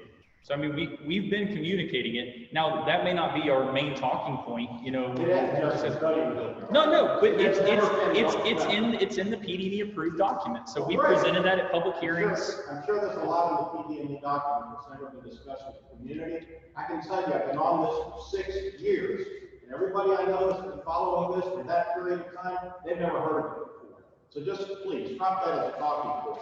As far as the movement of the wall, when we had our coffee, my understanding from Mary Lou was that that wall movement was anticipated from Robles on Elmore all along the arc to roughly Scott Street. Yeah, the magenta color, yeah. The what? The magenta color? Yeah. So all of that. So that's what we're talking about, 12 feet of wall movement. All along there. It varies. The distance varies. It's not a static 12 feet. Chain remnant. And what you can see here is from a graphic that's straightening it up. If I had an aerial without it, you would see the wall. You don't need to save me. We don't have. You run away. Like, this is like inadequate, and also, you know, and for those of you that don't know, I actually have a visual impairment. So magenta means nothing to me. So these drawings also need to be ADA compliant, and they're not. If these are going to be documents that speak to the community, they need to do that. We'll correct it. And we can get a scale level, so we can get it to where we can come and show exactly at every point how far we're moving. It has to do that, because you can tell us it's in the PD&E, right? But if it's only a line on a map, that's not to scale, that's not to width, that's not to anything. It doesn't mean anything. Understood. Yeah, we can definitely. Yeah, we can come back with a graphic. We can come back with a graphic and show the exact movement at the locations. We can definitely do that. I have this, Chair, one last question. Yeah. Actually, I'm asking for a commitment. We've talked about the house on Lamar. I understand that there's something like a moratorium on the demo. But when we come back out from our holes tomorrow morning after our night's sleep, I want to be sure that I'm not going to see bulldozers out there demolishing that building. So are we going to do we have a commitment from you? Do we have your word as a representative of the DOT that there will be no demolition of that building absent some further discussion with the community, so we have time to revisit this with our community, with other partners, and with city government? Yeah. Can't do what? He can tell me he's not gonna demolish that building tomorrow. He can certainly tell me That's that. one person out of 10,000 people. It's his responsibility. I can tell you that building will not be demolished tomorrow. As far as the timeline for demolition, I cannot tell you the timeline for demolition. Will you tell us in advance? Oh, absolutely. Because I've come back from city council meetings to see buildings being demolished without any prior notice. So right now, what we did was we had an application with the city to demolish. We actually revised that application when we came here. We actually just added 2 weeks to it to stop the process, so that we basically pulled our demolition contractor off of it, and we pulled the asbestos abatement company off of it. And so, yes, we can give notice before we demolish the building. There's not going to be someone out there demolishing the building because we revised our application, so we physically can't demolish that building tomorrow. Okay. Before we leave this topic, are there any, all right, I think we have covered it. Thank you all for your thoughts and comments. And I hope, and I understand, and trust me, I even told you tonight, you know, I know this is a very sensitive subject, and we do want to come back and talk about the aesthetics. I know that, you know, for some, you've said a lipstick on a pig, but we do want to come back and talk about the aesthetics, talk about the landscaping, talk about the color of the wall, you know, anything that we can't control, we want to talk about it. And I will look at the fence and see if we can come up with something, you know, other than chain link. And then I also look forward to coming back and talking about Florida, because that's a project that it's been pretty important to me. So anyway, thank you for your time. Thank you.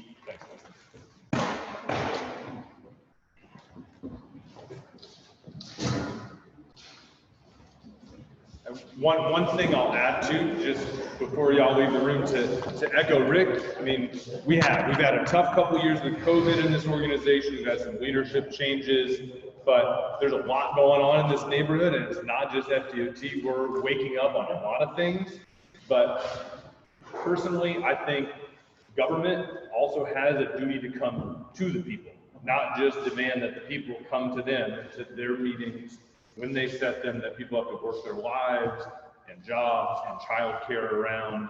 That you all coming here tonight was great, but let's not do it on a panic status next time. Before everybody leaves, I just wanted to go over a couple quick announcements. I know we're here late. I appreciate your patience. A few things we've been working on. We have proposed a code amendment for the rest of the neighborhood that is not covered by the historic district, to add additional design and urban design guidelines there. That is sitting at the city in the void in purgatory, and we're trying to push that ahead. I do not have any updates on that, but please help us out with that. Robles Park Village, we had a meeting at the end of December with the Housing Authority and their master planner. That we need to revisit as well. That's very important to make sure that the best possible and most equitable possible project gets built there. They are receiving their RFPs from developers to come in and do that. Once they select a developer, they've said in January or February, that is our time to come back strong on that, to make sure that our voice is heard on the plans and how that's handled with the residents that are there and the affordability aspect of it. Our elections are going to take place in January, which is January 27th, the fourth Thursday. It is our next general meeting. We typically do not have one in December. We may need to set a special meeting, which our board has not talked about yet, but there are a number of other key development things to talk through. So there may be a December special general meeting, but until then, elections are on January 27th. So we would love to see you out here for that. We're probably also going to have presenters at that. Please, you know, if you plan to, we would love for you to vote. If you plan to vote, please check or ask us about your active membership status. Tonight is the final day for nominations. We do have one nominee for every open position, so that's great. However, if anybody has been sitting on the fence about running for the board, tonight at midnight is your final time to self-nominate or have somebody nominate you. You need to send an email to Tampa Heights Civic Association at gmail.com declaring your intent to run. We will skip over reports. I do not think that there's anything to cover too heavy in that. There's a porch party that is planned for Friday, December 17th. Our good friend Josh right here is going to host. It's been well over a year since we've hosted a porch party, but we feel at this point it can be safely done to gather outside and have some social fun together. So we're going to get social activities rolling back again. Please bring non-perishable goods to donate to the Junior Civic Association, who will be distributing them to needy families during the holidays. And we'll send out more information about that gathering in an email soon. We do have new merchandise available on demand on our website if you want to pick up a shirt or a coffee mug or a sticker, anything like that. I mentioned our next general meeting. I am currently tracking 24 planning and zoning notices. Some of these are closed right now because they've already passed the council. This exact list is posted on our website, and it goes out in every email I send out, an updated list. So the email you got today about a reminder about this meeting, at the bottom of this is a summary of every planning and zoning notice, as well as how to go to the city's system and find out more information on it. So if something is being planned or built near you, this is the way to find out about it and to get engaged. Again, our board is very active engaging with developers on what's going on here, but we want to make sure that adjacent property owners are engaged as well and that your voice is heard. So please always check in on that. Then are there any other announcements from the audience? Yeah. We were supposed to address our bylaws revision tonight. No, we are not going to propose that tonight. Okay. What Lena mentioned is a bylaws revision. The board is still working on a bylaws revision, cleaning some things up. So that will be for vote at our January meeting, but we have to finalize some of those items and then distribute it to the membership via email. So that'll be in January. Great. Real quick, CRSAC update. We have not had a quorum yet this fiscal year. We do have an actual drafted budget that has about 1.5 million inside of it. There was a carryover of about 600,000 from previous year due to COVID. We're keeping a close eye. We have not had quorum. What those dollars will be going towards. So keep in mind that some of these dollars are for COVID business relief for community improvement projects and things of that sort. So just keep those in mind, and we sit at the table so we can give our suggestions for that CRA. Do you have any updates on the Soho Capital situation? Nothing at all. Nothing at all. This is the Tampa Heights Waterfront CRA, where Armature Works is, and Kareem's our representative on the Citizens Board. So this Sunday, we will be having our Junior Civic Association end of summer program. COVID closed us down at the end of summer. We usually have a big celebration for the end of summer. So we're doing it this Sunday from 10 until 3. We'll have children's rides and those kind of stuff outside. And we are asking for anyone who wants to donate any holiday food items to bring them, drop them off before that.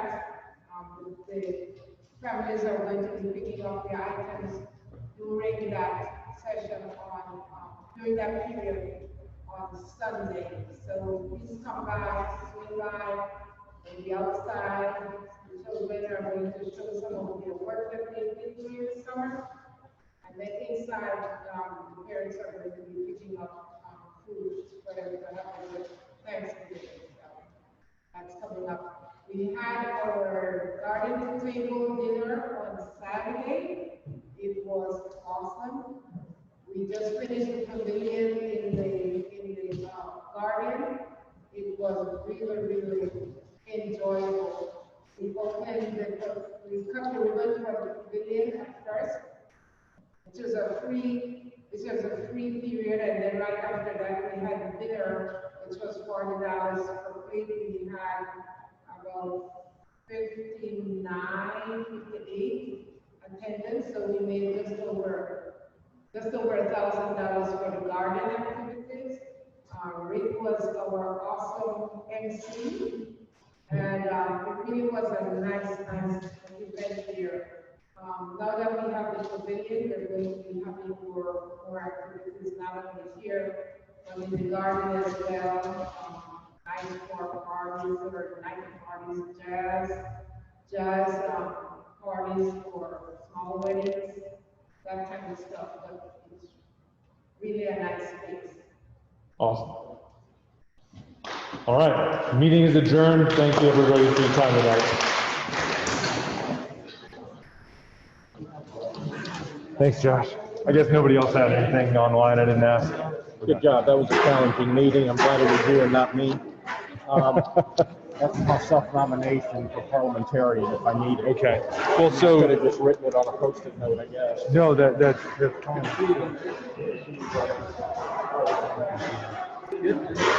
Tony's going to be joining our board too.